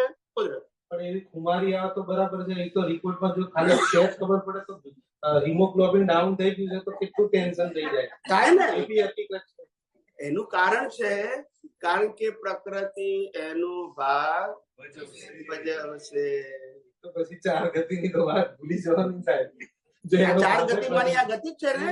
એક બાજુ કુમારીની વાત છે ને એક બાજુ ખાલી રિપોર્ટ જોઈને હલી જાય, બીપી ઊંચું કુમારી થાય છે. જો એક વસ્તુ છે કે કુમારી એ દશાનો પ્રશ્ન છે, હા. અને પેલું ભોગવટો એ ઉદયનો પ્રશ્ન છે. ખ્યાલ આવે ને? ભલભલા મૂછાળા મર્દ હોય ને, મૂછાળા મર્દ હોય, આમ આટલી લાંબી લાંબી મૂછો હોય ને કેટલાય રાજવાડાઓ લીધા હોય, પણ આપણે એને પૂછીએ ને તોય કે છે કે વાઇફ ના પૂછ્યા વગર મારે કઈ ના. હવે આપણે શું કરવાનું કે આ કાયર નથી, ધેટ ધ સિચ્યુએશન. એ ઉદય કર્મ છે, એ નબળો છે એવું નથી કહેવા માંગતા. એનું સામર્થ્ય જ્યાં છે ત્યાં છે, અને જ્યાં સામર્થ્ય નથી ત્યાં નથી. એ બંને કુદરતી રચના છે તે કુદરતી નથી. પ્રકૃતિના પક્ષની જ વાત છે. હા. તો પ્રકૃતિને પણ આપણે એમાં ઊંડા નથી ઉતરવું. પ્રકૃતિના સહેજ તમને કાલ કઈ તકલીફ થાય તો મને પ્રોબ્લેમ નથી સાહેબ, પણ મને અહીંયા આગળ સહેજ ઊંચું નીચું બીપી થાય તો પ્રોબ્લેમ થઈ જાય છે. તમારે સમજવું તો પડશે ને કે તકલીફ ક્યાં છે. એ તો સાચી છે, એટેચમેન્ટ છે એટલે. એ તો સાચી વાત છે. અમે હું ત્યાં ક્લિયર કટ છું. તમને તમારી બોડી કઈ પણ ફેરફાર આવે તો તમારું ધ્યાન રાખી શકું છું, પણ મારી બોડી કઈ ફેરફાર થાય તરત ઊંચો નીચો થઈ જવું જોઈએ. એટલે એક મિનિટ એ જ રીતે વાત થશે, બીજી કોઈ રીત નથી. ના, એટલા માટે જ કીધું કે અનાદિકાળથી આપણે આ રીતે જ ફસાયેલા છે પ્રકૃતિના પક્ષમાં બેસીને. અને તેથી કોઈ પણ કાળે થોડી ઘણી વિજ્ઞાનની વાતો વેદાંત દ્વારા, ગીતા દ્વારા કે આગમ દ્વારા આપણે સાંભળી હોય કદાચ તે કાળમાં, પણ તો એ ખુલ્લી નથી થઈ. કારણ કે વેલ્યુ છે નહીં આપણી પાછી, પ્રકૃતિ એટલે વિજ્ઞાન ખુલ્લું થતું નથી. અને અહીંયા આગળ હજારો મહાત્મા એવા છે જે પોતે કહે છે કે આજે અમે ટેન્શન વગરની ખરેખરી મુક્તતા અનુભવી રહ્યા છે. હવે એક ભાઈએ મને એવું કીધું, અમેરિકામાં પ્રશ્ન પૂછ્યો હતો, પહેલા બી પૂછાયો હતો અને હમણાં આ વખતે ફેરથી પૂછાયો કે સ્વામીજી હવે આ વિજ્ઞાન અમે સમજ્યા છે, હવે પછી ધીમે ધીમે બધી ક્રિયાઓ બંધ થઈ ગઈ. સાંભળજો, તો આ એવું ના કહેવાય કે આપણે બંધ થઈ ગઈએ, સારું ના થયું. એમ શુભ ક્રિયાની વાત છે, અશુભ ક્રિયા નહીં. તો એ બરાબર ના કહેવાય. તમને એટલું જ ખબર પડવી જોઈએ કે હંમેશા જેમ જેમ માણસ આગળ જાય એમ પાછળની વસ્તુ ખરી પડે કહેવાય, અને ત્યાગ કર્યો ના કહેવાય. દાદા ભગવાનની આત્મવાણીમાં આ શબ્દ 50-100 વખત છે કે તમે આ વિજ્ઞાન લેશો, અક્રમ વિજ્ઞાન, એ ધીમે ધીમે બાકી બધી ક્રિયાઓ ખરી પડશે. એને બંધ કરી છોડી ના કહેવાય, કે ત્યાગ કર્યો ના કહેવાય. ખ્યાલ આવી ગયો? ખરી પડે એટલે શું? જે અવસ્થાનું મહત્વ ઘટી ગયું, પતી ગયું. સાહેબ, જે ક્રિયા ખરી પડે છે એની સામે એટલી ટોપ લેવલની ક્રિયા ચાલુ પણ થઈ જવી જોઈએ, તો જ થાય ને, એને ખરી પડી કહેવાય ને. અહીંયા આગળ ચાલુ નથી તો પેલી ખરી ગઈ, તો પછી એની જવાબદારી. બસ તો મને જવાબ મળી ગયો સાહેબ. જે માણસો જે માણસો પોતે જાણી જોઈને ભૂલ કરે, ભલે દુનિયાને ખબર નથી પડતી, પણ પોતે અંદરથી જાણી જોઈને ભૂલ કરે છે, એને પણ કુદરત છોડશે નહીં. કુદરતની અંદર દેર છે પણ અંધેર નથી. માટે પોલ મારવાનો માર્ગ નથી. એ આપણે બીજા માટે લાગુ કરીએ, આપણા માટે નથી. હા, એટલે જાગૃતિનો માર્ગ છે. માટે જેટલા આપણે જાગૃતિમાં કચાશ રાખીશું, કુદરત એનું ફળ આપશે. એટલે તમે વિજ્ઞાનને વાપરો છો કે જ્ઞાનને વાપરો છો કે વ્યવહારને વાપરો છો, ગમે તે વાપરો છો, પોલ બધા જ લેવલે નુકસાન કરતા છે.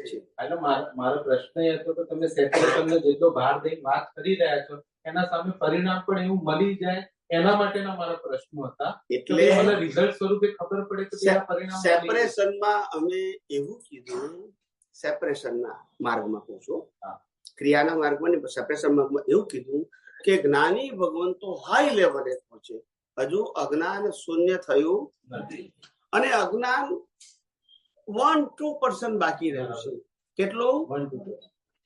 98% તો પાસ થઈ ગયા એ લોકો કુદરતની એક્ઝામમાં. 2% બાકી રહ્યું છે, 1-2%. તો પણ 7મી નરકના કર્મ અને ઉચ્ચ પ્રકારના દેવલોકના પણ કર્મ, કારણ કે બંનેની સ્ટ્રેન્થ હાઈ લેવલની હોય. એટલે નેગેટિવ હોય તો પણ હાઈ લેવલ, કારણ કે લેવલ ઊંચું છે ને, એની લેન્થ અને સ્ટ્રેન્થ કેવી હોય? હાઈ હોય. ઓર્ડિનરી એની મિસ્ટેક નાની કહેવાતી બહુ મોટી કહેવાય, એટલે એના ફળ પણ કેવા આવે? આજે જૈન ધર્મમાં જે પ્રથમ તીર્થંકર થવાના છે પદ્મનાભ, એ આગલા મનુષ્ય ભાવની અંદર નરગતિના કર્મવાદીને નરગતિમાં ગયા અને તરત જ મનુષ્ય ભાવમાં એને મનુષ્યમાં એને તીર્થંકર થઈને તો આગલા ભાવમાં બાંધ્યું. માટે એમને અજ્ઞાન થોડું જ બાકી હતું અને પછી કેવળ દર્શન થઈ ગયું, કેવળ જ્ઞાનનું બીજા પડી ગયું, એટલે બાકી બધું ઓટો મળશે. આપણે નરગતિ એ પણ ઓટો મળ અને છેલ્લે તીર્થંકરનો ભાવ પણ ઓટો મળ. પણ જ્યાં 1% અજ્ઞાન બાકી હતું તે વખતે બીજ પડી ગયું તો પણ કુદરત છોડશે. એટલે તમારું લેવલ ગમે એટલું હાઈ છે, પણ કુદરતની ભાષામાં મિસ્ટેક ને મિસ્ટેક કહેવાય છે. અને જે લેન્થ અને સ્ટ્રેન્થ કરીએ છીએ એવું જ ફળ આવશે કે તમે જ્ઞાની છો માટે તમને માફ કરી દઈએ એવું બનશે. પણ સાહેબ અહીંયા શું થાય છે, જેમ શ્રેણિક રાજાએ ભગવાનને પૂછ્યું હતું કે મારા નર્કના બંધ પડી ગયા, તો ભગવાને એના ઉપાય બતાવ્યા હતા. બરાબર, કે તમે આ રીતે પુણ્ય સાવક પાસે જાઓ કે દાસી પાસે દાન અપાવો. બરાબર, આ જે એક્ઝામ્પલ આપેલા. અને બીજું, કૃષ્ણ ભગવાનને જયારે સાધુઓની વંદના, દ્વારકામાં આખા બધા સાધુઓની જયારે વંદના કરી પાછા આવે ત્યારે નિમિનાથ ભગવાન એમ કહે 7મી તિથિ, તો ભગવાને એમ કહ્યું કૃષ્ણ ભગવાને કે મને બહુ થાક લાગી ગયો, તો ભગવાને તરત કીધું કે 7મી થી 3જી નર્કમાં આવી ગયા. એટલે પાછું કૃષ્ણ ભગવાને એમ કીધું તો હું ફરી દર્શન કરવા માટે છે. તો બોલે એ ભાવ ક્યાંથી લાવશો? હવે એક બાજુ બંનેના નર્ક ગતિના જે બંધ તૂટ્યા એ વાત આપણી સામે છે. ભસ્ત સુકુમારજીની એ પણ વાત સાચી છે કે ભાઈ એમની માતાને જે વચન આપ્યું હતું કે બીજી માને રોડાઈશ નહીં, અને ભગવાનને જયારે પહેલો જ દીક્ષા લઈને પ્રશ્ન કર્યો છે કે મારો કેટલા ભવે મોક્ષ છે, ત્યારે એમને કહ્યું કે હજી 1000 ભવની વાર છે. તો એને કહ્યું મને એ બધી ખબર નથી પડતી, મારે તો 8 ભવે મોક્ષ જોઈએ છે. તો ભગવાને એને એ પ્રમાણેનો પણ ઉપાય બતાવેલો છે. એટલે આ બંને વાતો છે. હા, ના સમજી ગયો. એટલે આપણે આ બધી સ્ટોરીઓને કારણે આપણે બધા કન્ફ્યુઝ થઈએ છીએ અને સિદ્ધાંત કુદરતનું ભૂલી જઈએ છીએ કે આ દુનિયા કુદરતના કાનૂનથી ચાલે છે, કોઈ વ્યક્તિના સ્ટેટમેન્ટથી નથી ચાલતી. વ્યક્તિ સ્ટેટમેન્ટ કરી શકે છે, ગમે તે કરી શકે, તીર્થંકરે કરી શકે. એ વાત પણ સાચી છે.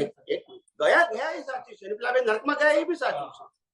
હવે કૃષ્ણ ભગવાનનો જે પ્રસંગ છે અને આમનો જે પ્રસંગ છે, આ સૈનિક મહારાજાનો, એ ભગવાને પહેલા કહ્યું કે આ તીવ્ર બંધ છે, નિકાચિત બંધ છે, એ ફેરવી શકાતું નથી. શાસ્ત્રમાં પણ તમે વાંચો, નરગતિને નિકાચિત, એને બદલી શકાય નહીં. એને વિનંતી કરી, રડ્યા કે ભગવાન તમારો શિષ્ય છું, તમારો જ ભક્ત છું અને મોક્ષે જ જવું છે, તોય મારે નરગતિ થશે. જયારે બહુ કગરાયા એટલે ભગવાને એને ખાલી એક ઉપાય તરીકે કીધું. એ ખરેખર થવાનું અને પણ એ બન્યું પણ નહીં. પેલા એક સામાયિક પણ ના આપ્યું. ખ્યાલ આવ્યો? એટલે આ બધું પણ કેવું છે કે નાના છોકરાને જેમ રડે તો કે આવું કરી નાખે, એને ખબર છે કે આ થવાનું નથી, પણ એને કન્વિન્સ કરાવવા માટે ટેમ્પરરી સોલ્યુશન આપ્યું. એ સોલ્યુશન નતું. ભગવાનને તો ખબર જ હતી કે નિકાચિત બંધ બદલી શકાતા નથી. આજે ભગવાન મહાવીરની વાત કરો, તો એમને જે બ્રાહ્મણી કુક્ષેમાં જન્મ થયો એ કયું હતું? વિકાચિત. કાનમાં ખીલા ઠોકાયા કયું હતું? કેટલા અવતાર પીવાનું હતું? એટલે બદલી શકાતું નથી, પણ પેલાને ખાલી કન્વિન્સ કરવા માટે લૌકિક ઉપાય બતાવ્યો છે એ શાસ્ત્રોમાં, પણ એ ઉપાય નથી, પેલાના સમાધાન માટે છે. એવું કૃષ્ણ ભગવાનનું જે આપણે કહીએ છીએ કે એની 7માંથી 4થી નરકે થઈ, એ જે પ્રસંગ છે એ આખો પ્રસંગ આગમમાં જુદી રીતે કીધો છે કે આ જે ધર્મયુદ્ધ હતું એવું તો ફેમિલી યુદ્ધ નતું. રામનું ફેમિલી યુદ્ધ હતું, પત્નીનું યુદ્ધ હતું.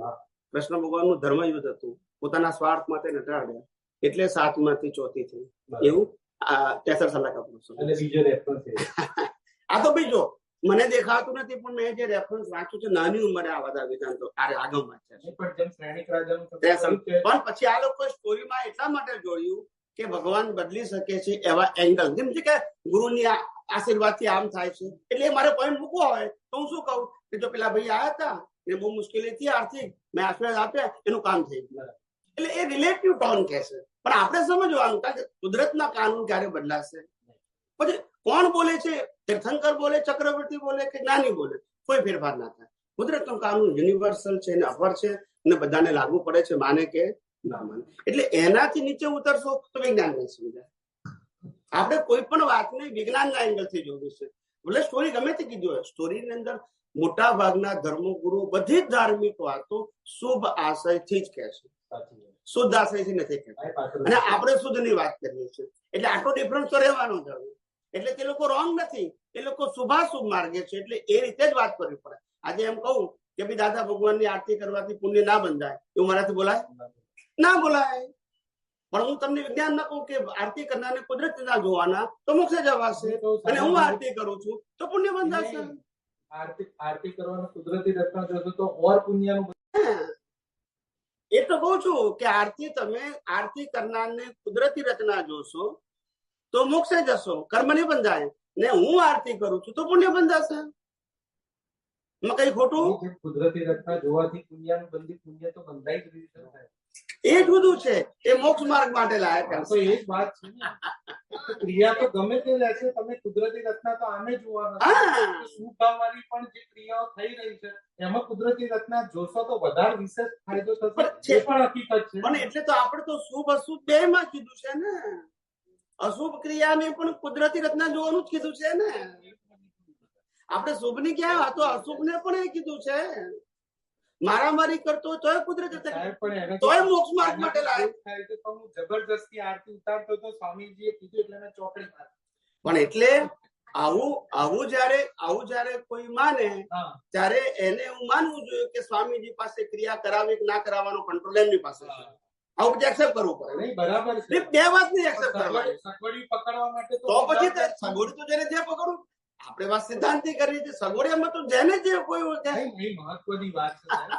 હું કોઈની ડિવેલ્યુ કરવા માટે કે પણ એનું મહત્વ સમજાય એના માટેની જ વાત છે કે ભાઈ આનાથી વધારે મહત્વ સાથે આપણે પરફેક્ટ થઈએ, નથી ડાઉન જઈએ.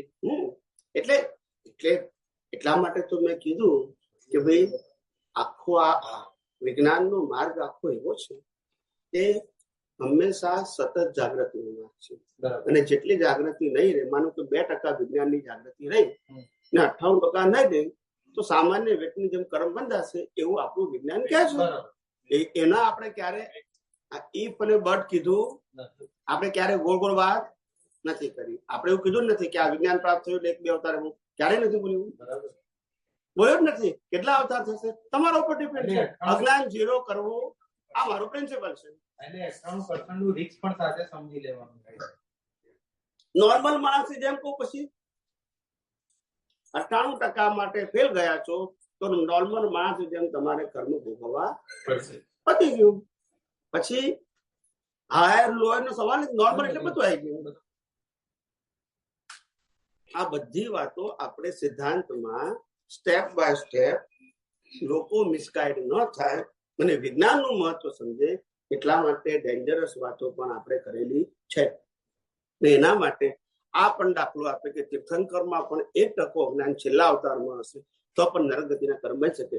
માટે જાગૃતિની કેટલી જરૂર છે એનું પણ આપણે મહત્વ સમજાવ્યું છે. હવે આટલું સમજાવવા છતાં કોઈ વ્યક્તિગત ન સમજે ઇનર, તો આપણે શું કરીએ? નહીં, ક્લિયરિટી જરૂર. બધા જ ભાઈ સારું. મેં એટલે કીધું કે ખાલી સાંભળવાથી અનુભવ નહીં થાય, ઉપયોગ કરવાથી થશે. ને સાંભળેલું કેરી ફોરવર્ડ પણ નહીં. વાંચેલું કેરી ફોરવર્ડ નહીં થાય. ઉપયોગ કરેલું કેરી ફોરવર્ડ થશે અને અનુભવેલું થશે. તમે વાગોળેલું હશે એ થશે, અને ઉપયોગ કરીને અનુભવ કર્યો હશે એ પણ થશે.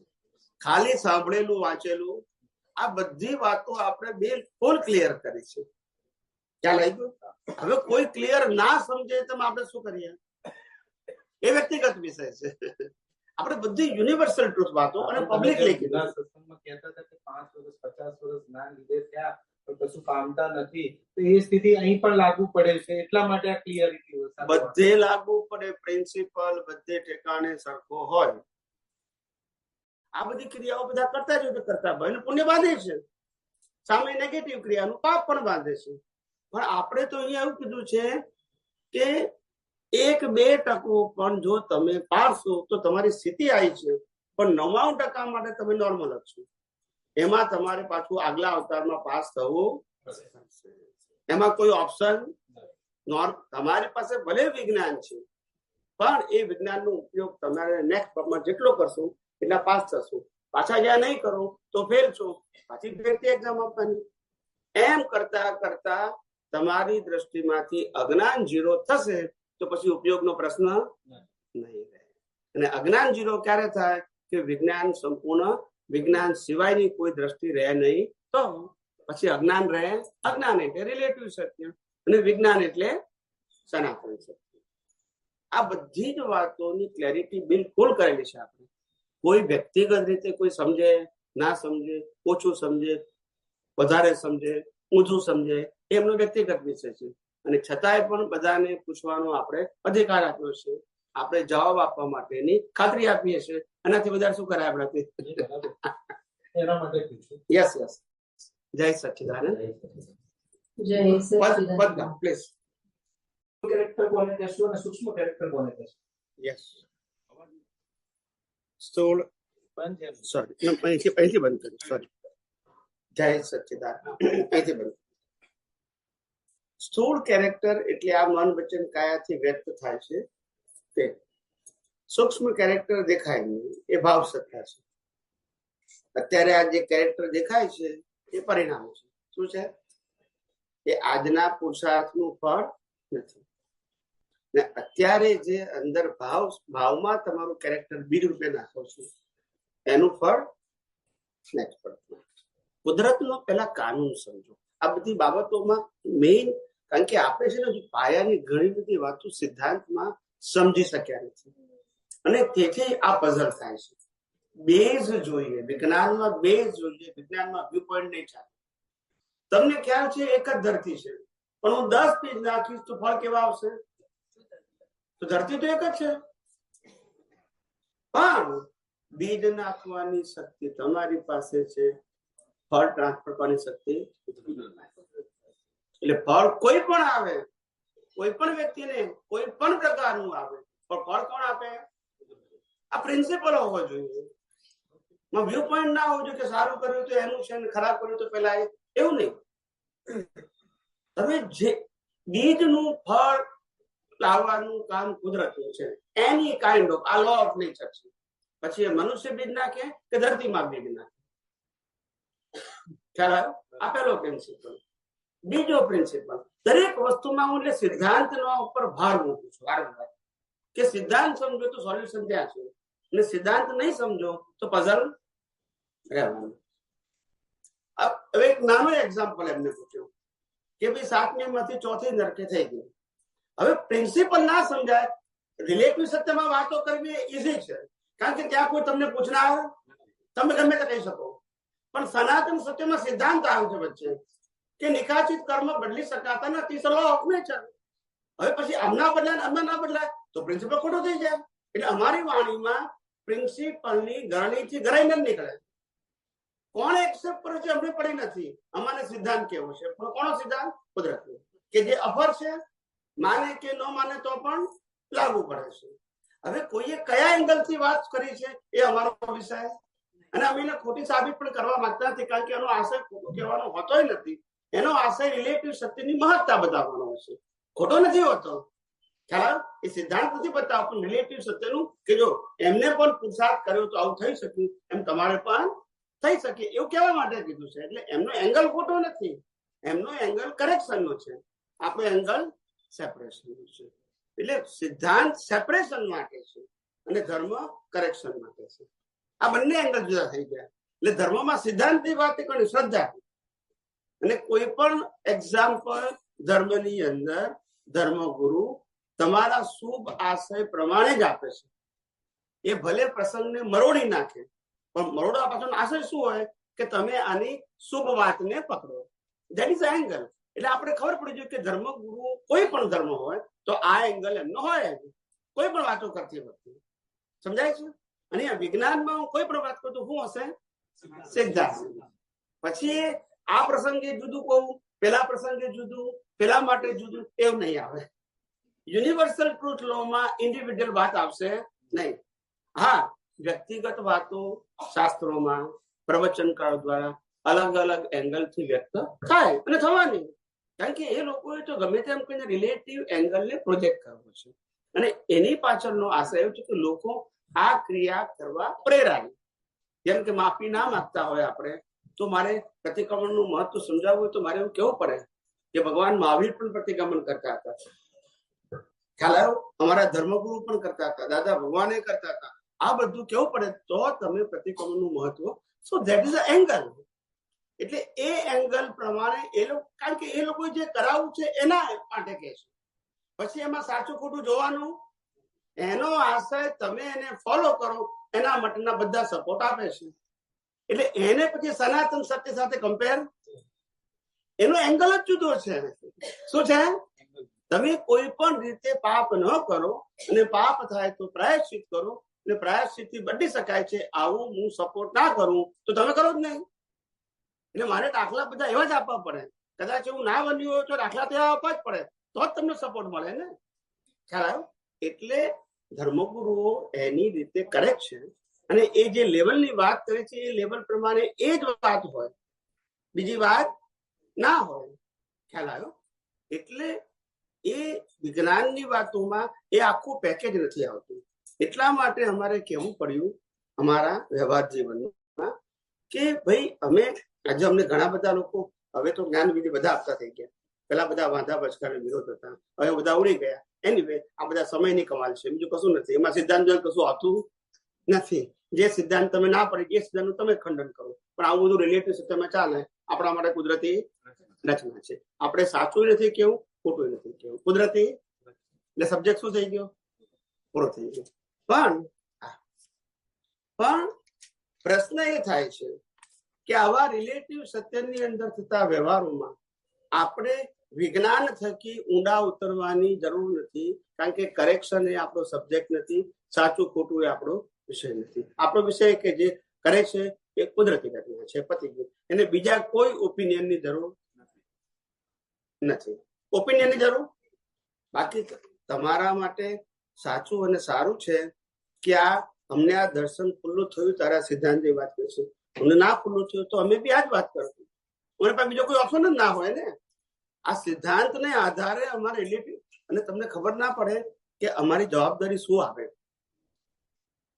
આજે અમે એક પણ વાત અસિદ્ધાંતિક કરીએ, આખું દર્શન ખોટું સાબિત થાય. અમે નહીં, દર્શન, જે દર્શન અમે કુદરતનું કહીએ છીએ એ ખોટું સાબિત થાય.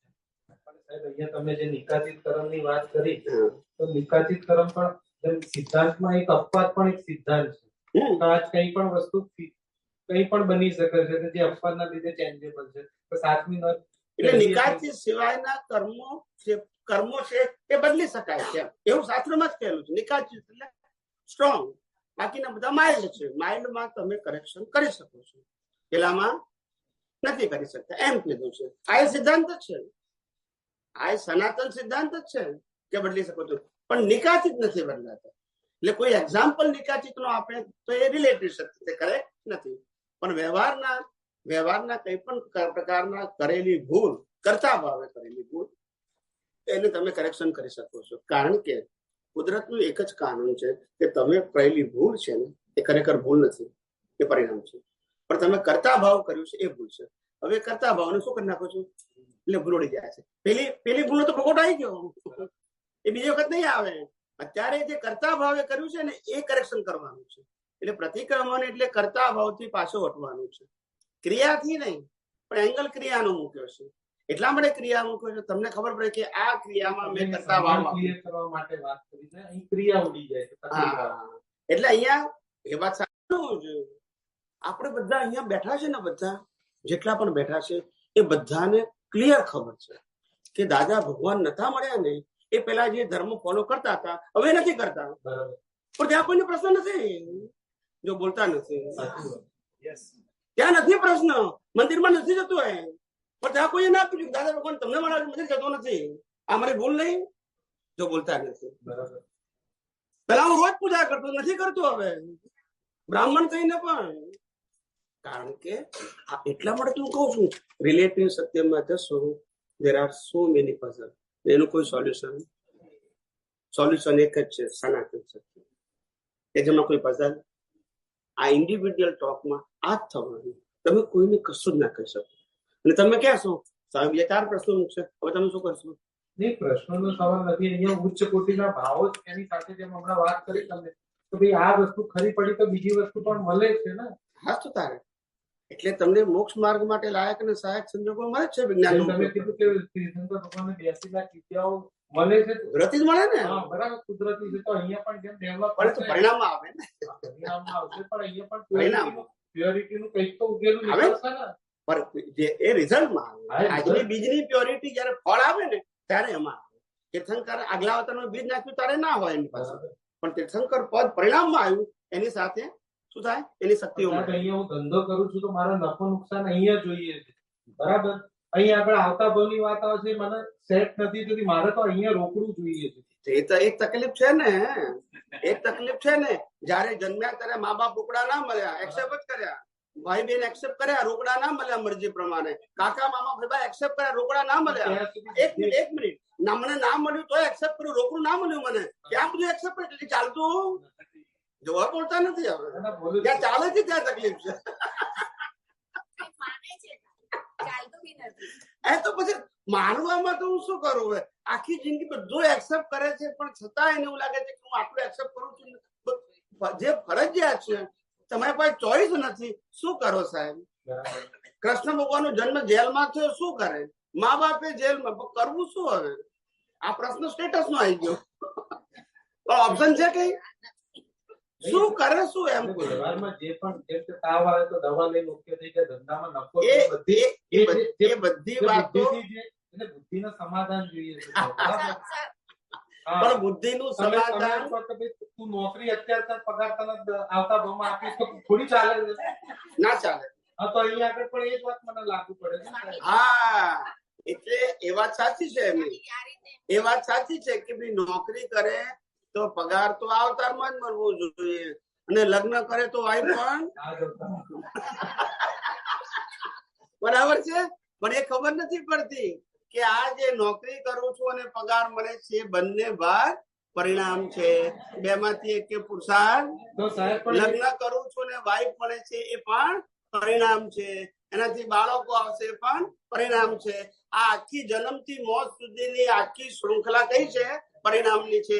એમાં તમે ડિવિઝન પાડો, એનું નામ પઝલ. મળતું નથી અને જો મળવાનું નથી તો આખો ભાગ જ ઉડી જાય છે સાહેબ.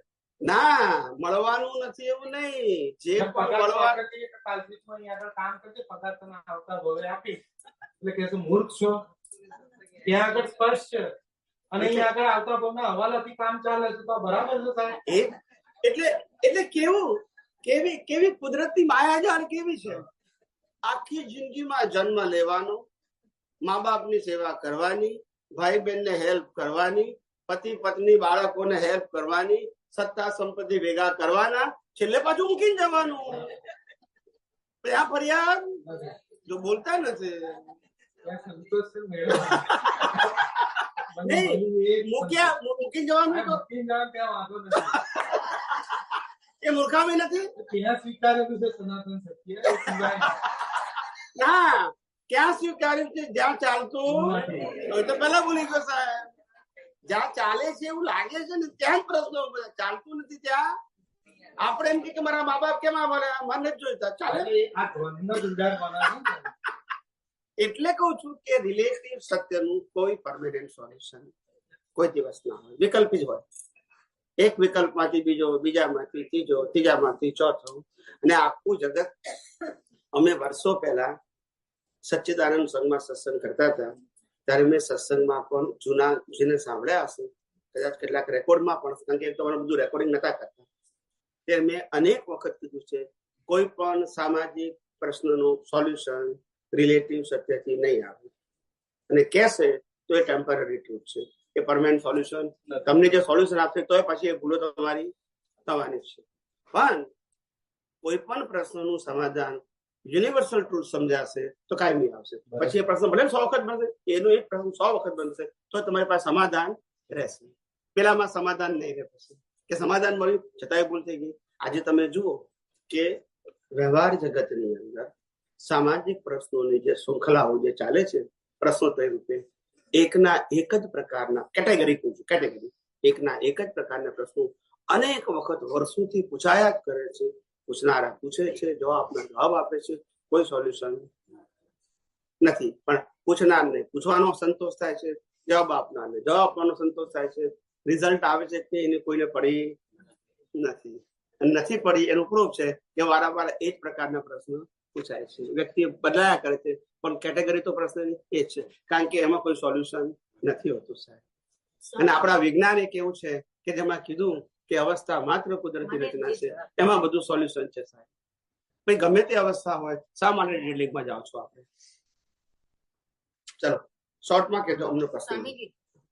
સ્વામીજી જે કહે છે ને કે અત્યારે કરું છું ને અત્યારે મારે પુરુષાર્થ નફો નુકસાન જે પણ જોઈએ છે. હવે આ રસ્તામાં એમને દવા મળી તાવ એમણે લીધી, એવી જ રીતે આ રસ્તામાં જ્ઞાન મળ્યું, જ્ઞાનનો ઉપયોગ કર્યો, તો એનું અત્યારે સોલ્યુશન એ મળશે કે અંદરથી સમાધાન એ તો મેં પહેલા કીધું ને, સનાતન સત્ય સ્વીકાર થશે કે આ પૂતગલને મળવાનું હતું તે મળ્યું, જવાનું હતું તે ગયું. મળશે બી મારી કોઈ કેપેસિટી થી નહીં મળે, કુદરત મને મોકલાવે છે અને કુદરત મારી પાસે રહે છે. હું એક આમે ફક્ત એક નિમિત્ત જ છું.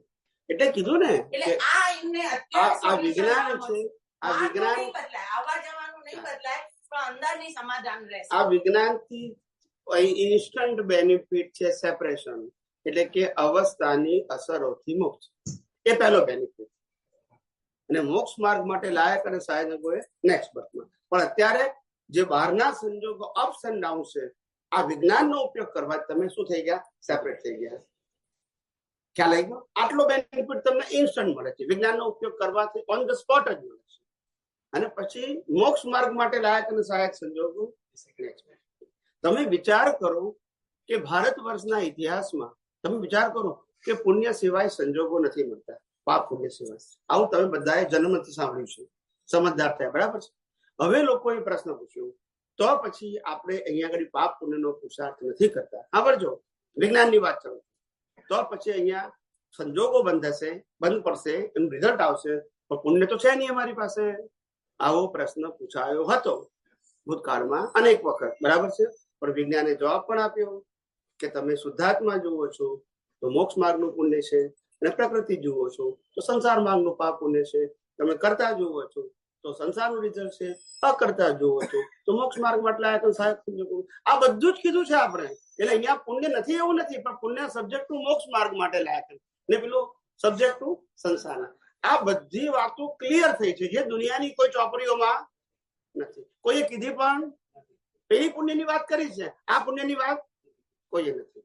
વિચાર કરો, આટલી બધી આ સાયન્સની બલિહારી છે. ખ્યાલ આવ્યો? આ સાયન્સ એટલું ક્લિયર ખુલ્લું થયું છે જેથી હું આ ક્લિયર કહી શકું છું. મને ક્લિયર ના દેખાતું હોય તો હું ક્યાંથી બોલી શકું? હે? હા, ચાલો આ પ્રશ્ન લઈએ. સુકડિયા કોણ છે? સુકડિયા સુકડી લઈને આવ્યા છો? કઈ વાત નહીં. જય સચ્ચિદાનંદ. તીર્થંકર પરમાત્માએ ગણધરોને આપેલી ત્રિપદી ઉત્પન્ન હોય, ધ્રુવેવા અને વિઘ્નેવા જેના પછી દ્વાદશાંગીની રચના થઈ, આગમો રચાયા, તેના ઉપર વિસ્તૃત પ્રકાશ પાડશું. આટલું જ છે. આ વિજ્ઞાનનો સાર આટલો જ છે. ઉત્પન્ન થાય અને નાશ થાય એ અવસ્થા છે, એમાં આત્મા ધ્રુવ છે. અવસ્થા ઉત્પન્ન થઈ, નાશ થઈ, જન્મ થયો, મૃત્યુ થઈ, વસ્તુ આવી, જતું રહી, વ્યક્તિ મળી, જતી રહી. આત્મા તેનો ને આપણે ગુચાયા છે આવન જાવનમાં, ને છીએ આપણે ધ્રુવ. એટલે આવન જાવન છે અને કુદરતી રચના જુઓ તો તમારું ધ્રુવપણું સાબિત રહે. અને આવન જાવનમાં ઘૂસી જાઓ તો પાછા નવા રાગ બેસીને કર્મ બંધાશે. ઉત્પન્ન અને નાશ એ અવસ્થાનો સ્વભાવ છે, પ્રકૃતિનો સ્વભાવ છે. ખ્યાલ આવ્યો? અને આત્મા છે ધ્રુવ છે. આ ત્રિપદી છે, એમાં કઈ લાંબુ નથી. આના પછી જેટલા દાખલા આપવા હોય વિસ્તાર કરીને આપી શકાય, પણ સિદ્ધાંત આટલો જ છે. ઉત્પન્ન થાય છે અને નાશ થાય છે, એ બધી અવસ્થાઓ છે. એમાં હું ધ્રુવ છું, બચી ગયું. ખ્યાલ આવી ગયો? અને હું ધ્રુવ છું એમાં રહેવા માટે ઉત્પન્ન અને નાશની અવસ્થાની કુદરતી રચના જોતા આવડે તો મારું ધ્રુવપણું છે વર્ધમાન થયા કરે. ધ્રુવપણું છે એ દ્રષ્ટિમાં શું થાય? વર્ધમાન થાય. અને એમાં ના રહું તો રાગદ્વેષ વાળા નવા કર્મ બંધાશે. બે જ ઓપ્શન છે, આમાં કશું ગોળ ગોળ નથી. તીર્થંકર ભગવાન તો ત્રિવધી આપે પહેલા પ્રવચનમાં. ખ્યાલ આવ્યો? ઉત્પન્ન થવું, નાશ થવું અને ધ્રુવ, આનો મિનિંગ થાય. સમજી ગયા? ના પૂછવું તો પૂછજો પાછું. ઓકે. તો પ્રશ્ન નંબર 2, 3 પ્રકારના સંકેત ઉપર વિસ્તૃત પ્રકાશ પાડો. સાયોપસમ, ઉપસમ, સહાયક સંકેત ઉપરના પ્રકાશો. મૂળ સંકેત 2 પ્રકારના છે. કેટલા? 2 પ્રકારના. એક ઉપસમ સંકેત અને એક સહાયક સંકેત. ઉપસમ સંકેતના 2 પ્રકારો છે. હા, કે થોડા સમય પછી મોક્ષે જનારો, થોડા ભાવમાં, અને વધારે ભાવ પછી મોક્ષે જનારો છે. આ 2 ડિફરન્સ પડે. અને જે આ જે સયોપસમ સંકેત છે તે કાયમનું. ખ્યાલ આવ્યો? સહાયક સંકેત એટલે સંકેતની છેલ્લી કક્ષા. ના, સહાયક સંકેત કહું ના, આ લખ્યું ને ક્ષયોપસમ, ક્ષય અને ઉપસમ, પછી ઉપસમ અને સહાયક. તો પેલા ક્ષયોપસમ છે એ શું છે કે આવે અને જાય, એને ક્ષયોપસમ કહેવાય. ક્ષય અને ઉપસમ. પછી આ ઉપસમ લખ્યું છે. ઉપસમ એટલે બીજી કેટેગરી. ઉપસમ એટલે આપેલો કોલસો હળગાઈએ ને પછી ઉપર રાખ લાગી જાય એટલે અગ્નિ દેખાય નહીં, પણ જેવો ફૂંક મારો એટલે અગ્નિ. સમજાય કે નહીં?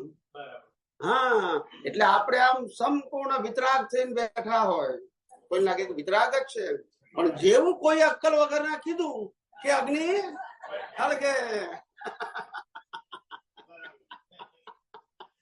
નામ થયું એ ઉપસમ. એટલે આમ સમી ગયેલું દેખાય પણ સમ્યું દેખાયું ખરું કે અગ્નિ હળગતી નથી, પણ ફૂંક માર્યો એટલે પાછું. ને સહાયક એટલે કાયમ. પછી જાય 12મું ગુંઠાનું. કયું ગુંઠાનું? 12મું ગુંઠાનું. પછી એટલે કેવળ દર્શન. 12મું ગુંઠાનું એટલે કેવળ દર્શન, 13મું ગુંઠાનું એટલે કેવળ જ્ઞાન, અને 14મું એટલે નિર્વાણ. અને 8 થી 11 અપ એન્ડ ડાઉન છે. ડેવલપમેન્ટ 7 સુધી છે. આ વિજ્ઞાનનું ડેવલપમેન્ટ 7 સુધી છે. 7 સુધીમાં બધું સમજાઈ ગયું, વિજ્ઞાન સમજાઈ ગયું. પણ એને 48 મિનિટના પ્રયોગ માટે 8, 9, 10, 11 ના પ્રયોગો છે. એટલે પાછો 11 જઈને પાછો આવી ગયા તો 7 ઉપર જ આવી ગયા. 9 પરથી પાછો આવે 7 થી નીચે ના જાય, કારણ કે ડેવલપમેન્ટ માઇનસ થતું નથી. પણ એક વખત તમારે 7 થી 12 સુધી પહોંચી ગયું, 48 મિનિટ થઈ ગઈ, પછી પાછો અહીંયા પાસ થઈ ગયો કુદરતની એક્ઝામ. બરાબર. ખ્યાલ આવી ગયો ને? આ કુદરતનો કાનૂન છે. 48 મિનિટ કે જૈનોએ નથી બનાવ્યો. કોઈ પણ વસ્તુને સિદ્ધ કરવા માટે આ દુનિયાની અંદર મંત્ર પણ સિદ્ધ કરવો હોય તો 48 મિનિટ તમે નોન સ્ટોપ એ મંત્રનું ધ્યાન કરો, ચેન્ટિંગ વિધાઉટ બ્રેક, તો એ મંત્ર સિદ્ધ થઈ જાય. એટલે કોઈ પણ વસ્તુને સિદ્ધ કરવા માટે 48 મિનિટ છે. ખાલી કેવળ જ્ઞાન કે કેવળ દર્શન માટે નહીં. It's a law of nature છે. આ લોકો વ્યક્તિગત લઈ જાય છે. હું વ્યક્તિગત વાત નહીં કરું. કોઈ પણ વસ્તુને સિદ્ધ કરવા માટે 48 મિનિટ કરશો કોન્સ્ટન્ટ વિધાઉટ બ્રેક તો એ સિદ્ધ થશે. અને પહેલા જમાનામાં મંત્રની સિદ્ધિ માટે શેની સિદ્ધિ? લોકોને 10 વર્ષ 15 વર્ષ 20 વર્ષ 25 વર્ષ પણ જંગલમાં સાધના કરતા હતા ખાલી 48 મિનિટની સિદ્ધિ માટે. કારણ કે રે હવે તૂટી જાય તો ચાલે નહીં. અનબ્રેકેબલ 48 મિનિટ તૂટ્યા વગર. સમજાય છે? હા, એના માટે 10 15 20 25 50 વર્ષ બી થાય. ખ્યાલ આવ્યો? એવું છે. પણ 48 મિનિટ થઈ ગયું એટલે કુદરતનો કાનૂન છે, એ સિદ્ધ થઈ ગયું. પછી મહેનત ના હોય ભાઈ, તમને એ સિદ્ધ થઈ ગયું કહેવાય. તમે એનો ઉપયોગ કરી શકો. પછી 48 મિનિટ કેમ છે? ટાઈમિંગ 48 મિનિટ તો કુદરતનું સંચાલન કુદરતમાં છે. આપણો કોઈ વ્યક્તિ બનાવ્યો નથી. વ્યક્તિએ તો એને રિસર્ચ કર્યો છે. જે છે એને શું કર્યો? રિસર્ચ કર્યો છે. ક્રિએટ નથી કર્યો. 48 મિનિટનો નિયમ કોઈ બનાવ્યો નથી. કુદરતનો કાનૂન છે. એટલે તો કુદરતનો કાનૂન બોલું છું. હું તો વ્યક્તિનું નામ ના જોડું કે અમને બનાવ્યો. બનાવ્યો નહીં. એ 48 મિનિટ જ કેમ સિદ્ધ થાય છે? એનું શું સાયન્સ? એ કુદરતનું છે. કુદરતની અંદર કોઈ પણ વસ્તુને સિદ્ધ કરવા માટે 48 મિનિટ જોઈએ. એમ કેવળ દર્શન માટે પણ 48 મિનિટ જોઈએ. એક ગૂંઠાણું એ જ વિચાર ફર કરે ને એટલે એનું પેલી પેલી બંધાય છે. સિદ્ધ થઈ ની વાત. હા, પણ એ જ મેં કીધું ને. આ ભાત બનાવવો હોય તો 10 મિનિટ લાગે. એટ એ ટાઈમ ભાત ના બને. એવી રીતે આ જયારે તમે સિદ્ધ કરો કુદરતનું કાનૂન છે. કોઈએ બનાવેલો નથી એમ. ને બધી વસ્તુમાં કામ લાગશે, એક વસ્તુમાં નહીં. કોઈ પણ વસ્તુ સિદ્ધ કરવી હોય તો 48 મિનિટ તમે એ વસ્તુ પર કોન્સન્ટ્રેશન કરો તો એ વસ્તુ સિદ્ધ થઈ જાય. આ નિયમ છે. ખ્યાલ? એક જ વસ્તુ માટે નહીં, બધી. કુદરતનું કામ તો બધે ઠેકાણે કેવો લાગે? સરખો જ લાગે. એવું નહીં કે અહીંયા જુદો ને અહીંયા જુદો. એટલે તો મેં કીધું વિજ્ઞાન સમજો, અવસ્થાઓને ના સમજો. અવસ્થાઓમાં તો વિકલ્પ રહેવાના, કારણ કે બધા એક જ વાતને અલગ અલગ એંગલથી કીધી હોય. તમારી પાસે કોઈ જવાબ નથી ફાઇનલ. 9 મહિને બાળક કેમ જન્મે છે? શું જવાબ છે? હા, ચાલો છે જવાબ? આ તો એ છે 48 મિનિટનો એક જવાબ છે. ખ્યાલ આવી ગયો? તઈને તઈ સંયુક્ત ઉપસમ અને સાહિક ખ્યાલ આવી ગયો કે કઈ પૂછવું છે? ઓકે, આગળ પ્રશ્ન નંબર 3. સમ્યક દર્શન સંકેત બંને પર્યાયવાચી શબ્દો છે કે જુદા છે? સમ્યક દર્શન ને સંકેત, હવે સાંભળો, આ બંનેના મીનિંગ જુદા છે. સંકેતમાં જ્ઞાન દર્શન બે આવે અને તમે લખ્યું છે સમ્યક દર્શન. સમ્યક જ્ઞાન નથી બોલ્યા. સમ્યક જ્ઞાન દર્શન કહો તો સંકેત કહેવાય. ખાલી સમ્યક દર્શન કહો તો સંકેત ના કહેવાય, અધૂરું કહેવાય. સંકેતમાં જ્ઞાન દર્શન બે સમ્યક હોય એને સંકેત કહેવાય. હવે ખ્યાલ આવી ગયો? ના આવ્યો? સંકેતમાં જ્ઞાન દર્શન બે આવે. તમે ખાલી સમ્યક દર્શન ઇઝ ઇક્વલ ટુ સંકેત, ખ્યાલ? એ બરાબર નથી. બસ પતી ગયો? પૂરા થઈ ગયા? કોને પૂછવો છે? હા, પૂછો. જય સચિદાનંદ. કન્ફ્યુઝન નાનું એવું જ છે કે બેઝિકમાં મારે ચર્ચા થઈ હતી કે સિદ્ધિઓ છે, પર્ટિક્યુલર મારે કોઈ વસ્તુ પ્રાપ્ત કરવી છે એના માટે હું ગમે તે સાધના કરું તો મને સિદ્ધિ મળે. હવે મારે કોઈ વસ્તુ પ્રાપ્ત નથી કરવી, મારે મારા પોતાની જ અનુભૂતિ કરવી છે, તો એના માટે એવી ચર્ચા થઈ હતી કે એના માટે સિદ્ધિઓ મળે પણ ખરા અને ન પણ મળે. તો આ એક ક્લેરિફિકેશન બહુ સોલ્વ નતું થયું, તો આનું તમે ક્લેરિટી કરી આપો. પહેલી વસ્તુ એ કે તમારી ક્વોલિફિકેશન પ્રમાણે સિદ્ધિ કુદરત તમને આપે છે, એ તમારી પસંદગી નથી કે જોઈએ કે ના જોઈએ. સમજાય છે? તમને જે લેવલની તમારી દશા હોય એ લેવલની સિદ્ધિ તમને વર્તી પડશે. ખ્યાલ આવ્યો? ઉપયોગ કરવો ના કરવો એ કુદરતી રચનામાં છે, પણ તમને કુદરત આપે છે. ખ્યાલ આવ્યો? તો અમારું જે અત્યારે આ દર્શન છે એ દર્શનને આધારે અમારી પાસે ઘણી બધી સિદ્ધિઓ, પણ અમે સબ્જેક્ટમાં ગયા નથી. કારણ કે એ સબ્જેક્ટમાં જવું એટલે તમારા દર્શનની પૂર્ણાવતિ ના થાય, રિલેટિવ સત્યમાં પછી તમારું આખું જીવન બરબાદ થઈ જાય. પછી હું ત્યારે તમને સનાતન સત્યની વાત કરું તો એને અવળી પ્રરૂપણા કહેવાય, એ નરકે જવાની નિશાની કહેવાય. When I talk about the universal truth અને સિદ્ધિ, એ રિલેટિવ સત્ય છે. કારણ કે સિદ્ધિમાં હું તમને કંઈક આપી શકું છું અને અહીંયા આગળ બદલી શકાતું. આ બે વાતો કરું એને અવળી પ્રરૂપણા કહેવાય. એટલે અવળી પ્રરૂપણા એ નરકે જવાની નિશાની છે. સિદ્ધાંત એક જ હોવો જોઈએ. એટલે મેચ્યોરિટી પ્રમાણે કુદરત તમને સિદ્ધિ આપશે જ ફરજિયાત. બધાને મળે, કુદરતી મળે છે. જેમ તીર્થંકરો 82 લાખ રૂપિયા કુદરત આપે છે, એકી માંગતા નથી ને ઉપયોગ નથી કરતા. કરવો ન કરવો એ ઉદય કર્મ છે. એ તો અહંકારી હોય તો કરે, જ્ઞાનીઓ તો ના કરે ને. જ્ઞાની કોઈ જ્ઞાની ના કરે. એ વિશિષ્ટ પ્રકારના સંજોગોમાં કોઈ ધર્મ ઉપર કે એવી કઈક આફત આવે ત્યારે એ લોકો કરતા હોય છે. પેલાના સાધુઓ, જૈન સાધુઓ તપસ્વી હતા, સિદ્ધિઓ વાળા, એ કરતા હતા, પણ પોતાના અંગત સ્વાર્થ માટે, નામના કીર્તિ માટે નતા કરતા. જયારે ધર્મ ઉપર આફત આવી પડે ત્યારે એવું કઈ કરે કે જેને કારણે લોકોના ઉપર શ્રદ્ધા વધે અને અન્ય ધર્મના લોકોને પણ એના પર પ્રેરે કે નેગેટિવિટી નીકળી જાય. એટલા માટે બીજો કોઈ એમનો આશય ના હોય, કોઈ મિસયુઝ ના કરે. સમર્થ પુરુષો કોઈ દિવસ ના કરે, બતાવવા માટે ના કરે, કોઈ દિવસ ના કરે, નહીં તો એનું જ્ઞાન માર્ગ ખલાસ થઈ જાય. ચાલાઈ ગયું. અને કેટલા બધા લોકો મિસગાઈડ થાય તમને ખબર છે? તમને ખબર છે એની જવાબદારી કેવી આવે? હું અત્યારે સનાતન સત્યની વાત કરું, તમારા આશીર્વાદ, મારા આશીર્વાદ તમારું કામ થઈ જશે તો શું થાય? કોઈ વિજ્ઞાન ખલાસ થઈ ગયું કહેવાય. એટલે અમે કીધું કે કૃપા આશીર્વાદ ની વાત જ નહીં કરવાની. હા, ખ્યાલ અમારા ઉદયમાં હોય તમારા માથામાં હાથ મૂકે તમારું કામ થઈ જાય, એ જુદી વસ્તુ છે. તમે મને કોઈ પ્રાર્થના કરજો, હું પ્રાર્થના કરું તમારું કામ થઈ જાય, ના થઈ જાય એ જુદી વસ્તુ છે. પણ હું કરું છું એવું મારાથી બોલાય? તમે મને કીધું, મેં તમારા મને પ્રાર્થના કરી, થવું ના થવું મારે આધીન નથી. હું થવું એવું થઈ જાય એવું બોલું ને તો એ આવડી પ્રાર્થના છે. તમે મને પૂછ્યું ને હું નિમિત્ત બન્યું, એ ઉદય કર્મ છે, પણ હું કરનારો નથી. ખ્યાલ? કરતા થઈ જવું તો જોખમદારી આવે, પછી વિજ્ઞાન ખસી જાય. જ્યાં રિલેટિવ સત્ય આવ્યું તો વિજ્ઞાન ખસી જશે અને લોકો કન્ફ્યુઝ થશે. આ તમે વિચાર કરો કે મહાપુરુષોએ જે વાત કરી છે, મહાવીર ભગવાન જેવા, કે અમારી પાઠ ઉપર નવડા નરકે જશે. વિચાર કરો, એ કેટલું જવાબદારી વાળું સ્ટેટમેન્ટ છે. તીર્થંકર ભગવાન બોલે છે અને વિધાઉટ ક્વેશ્ચન આન્સર એક ધારી દેશનામાં બોલે છે.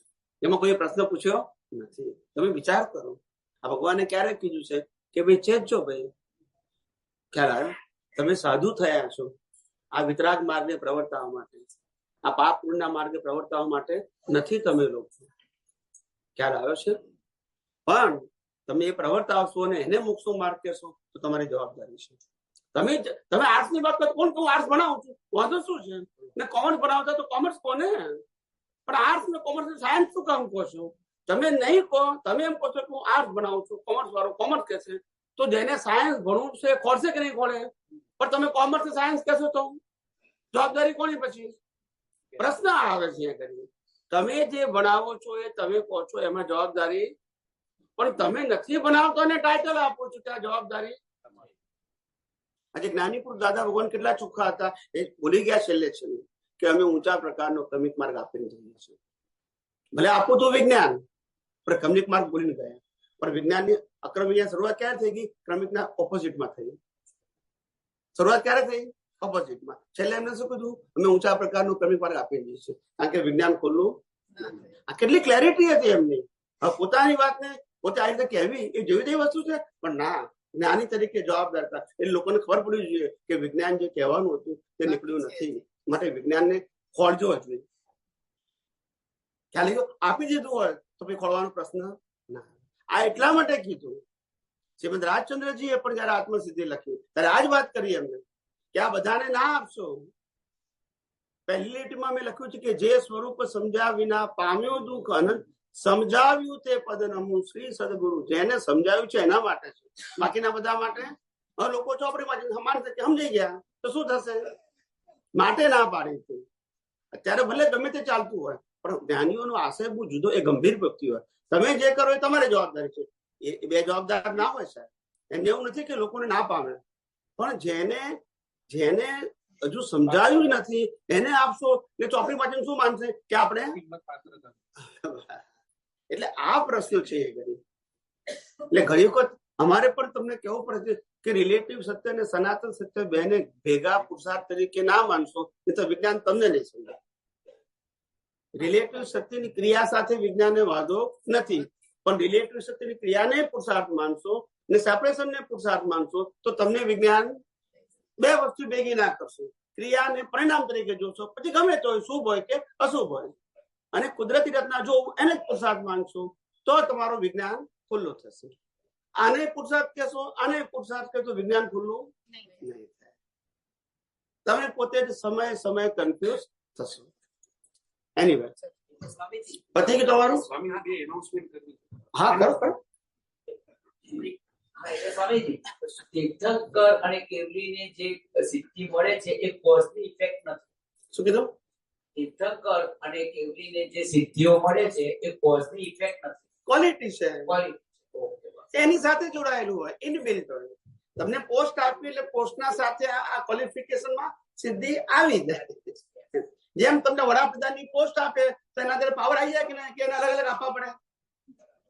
અહીંયા જેમ વ્યવહાર જગતમાં તમને પોસ્ટ આપી તો એની સાથે પાવર તમારા ફિક્સ જ હોય, એમ કુદરતની તમને પોસ્ટ આપે એટલે એની સાથે પાવર તમારા ફિક્સ જ હોય. ઉપયોગ કરો કે ના કરો જુદી વસ્તુ છે, પાવર તમને મળે. બોલો પૂછવું છે? ચલો પૂછી લો. એક મિનિટ છેલ્લું પૂછજો, હવે બીજું કઈ પૂછો નહીં. આપણે એક સોનેરી સૂત્ર હતું આપણું કે 50% થી વધારે કર્મો મનુષ્ય ગતિના હોય તો મનુષ્ય ભોગ મળે, મનુષ્ય ગતિ થાય. 50% થી વધારે તો દેવ ગતિ થાય, 50% થી વધારે તો જાનવર, 50% થી વધારે નર્ક ગતિના તો નર્ક ગતિ થાય. તો મને પ્રશ્ન અહીંયા એમ થાય છે કે 50% થી વધારે મનુષ્ય ગતિના કર્મ હોય તો બાકીના કર્મોનું શું? એવું નતું કીધું આપણે સ્ત્રી અને પુરુષ માટે કીધું. 51% થી વધારે પ્રકારના ક્રોધ અને માન હોય તો પુરુષ થાય, 51% થી વધારે લોભ અને કપટ હોય તો સ્ત્રી થાય. એના માટે કીધું હતું. અને પેલું તો મનુષ્ય ભાવ, દેવલોક, નર્કલોક એ બધા પેકેજ અલગ અલગ છે. કેવા છે? એક જ મનુષ્ય પોતે એક જ ભાવમાં મનુષ્યના કર્મ બાંધી શકે, દેવગતિના બાંધી શકે, નરગતિના બાંધી શકે, પશુના બાંધી શકે, એક જ ભાવમાં.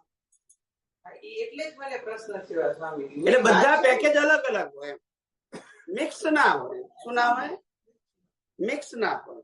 બધા કર્મ બાંધી શકાય એક જ ભાવમાં. ખ્યાલ આવ્યો? તો બધા પેકેજ કેવા આવે ભોગવટામાં? અલગ અલગ આવે. એમાં 51% એવું ના હોય.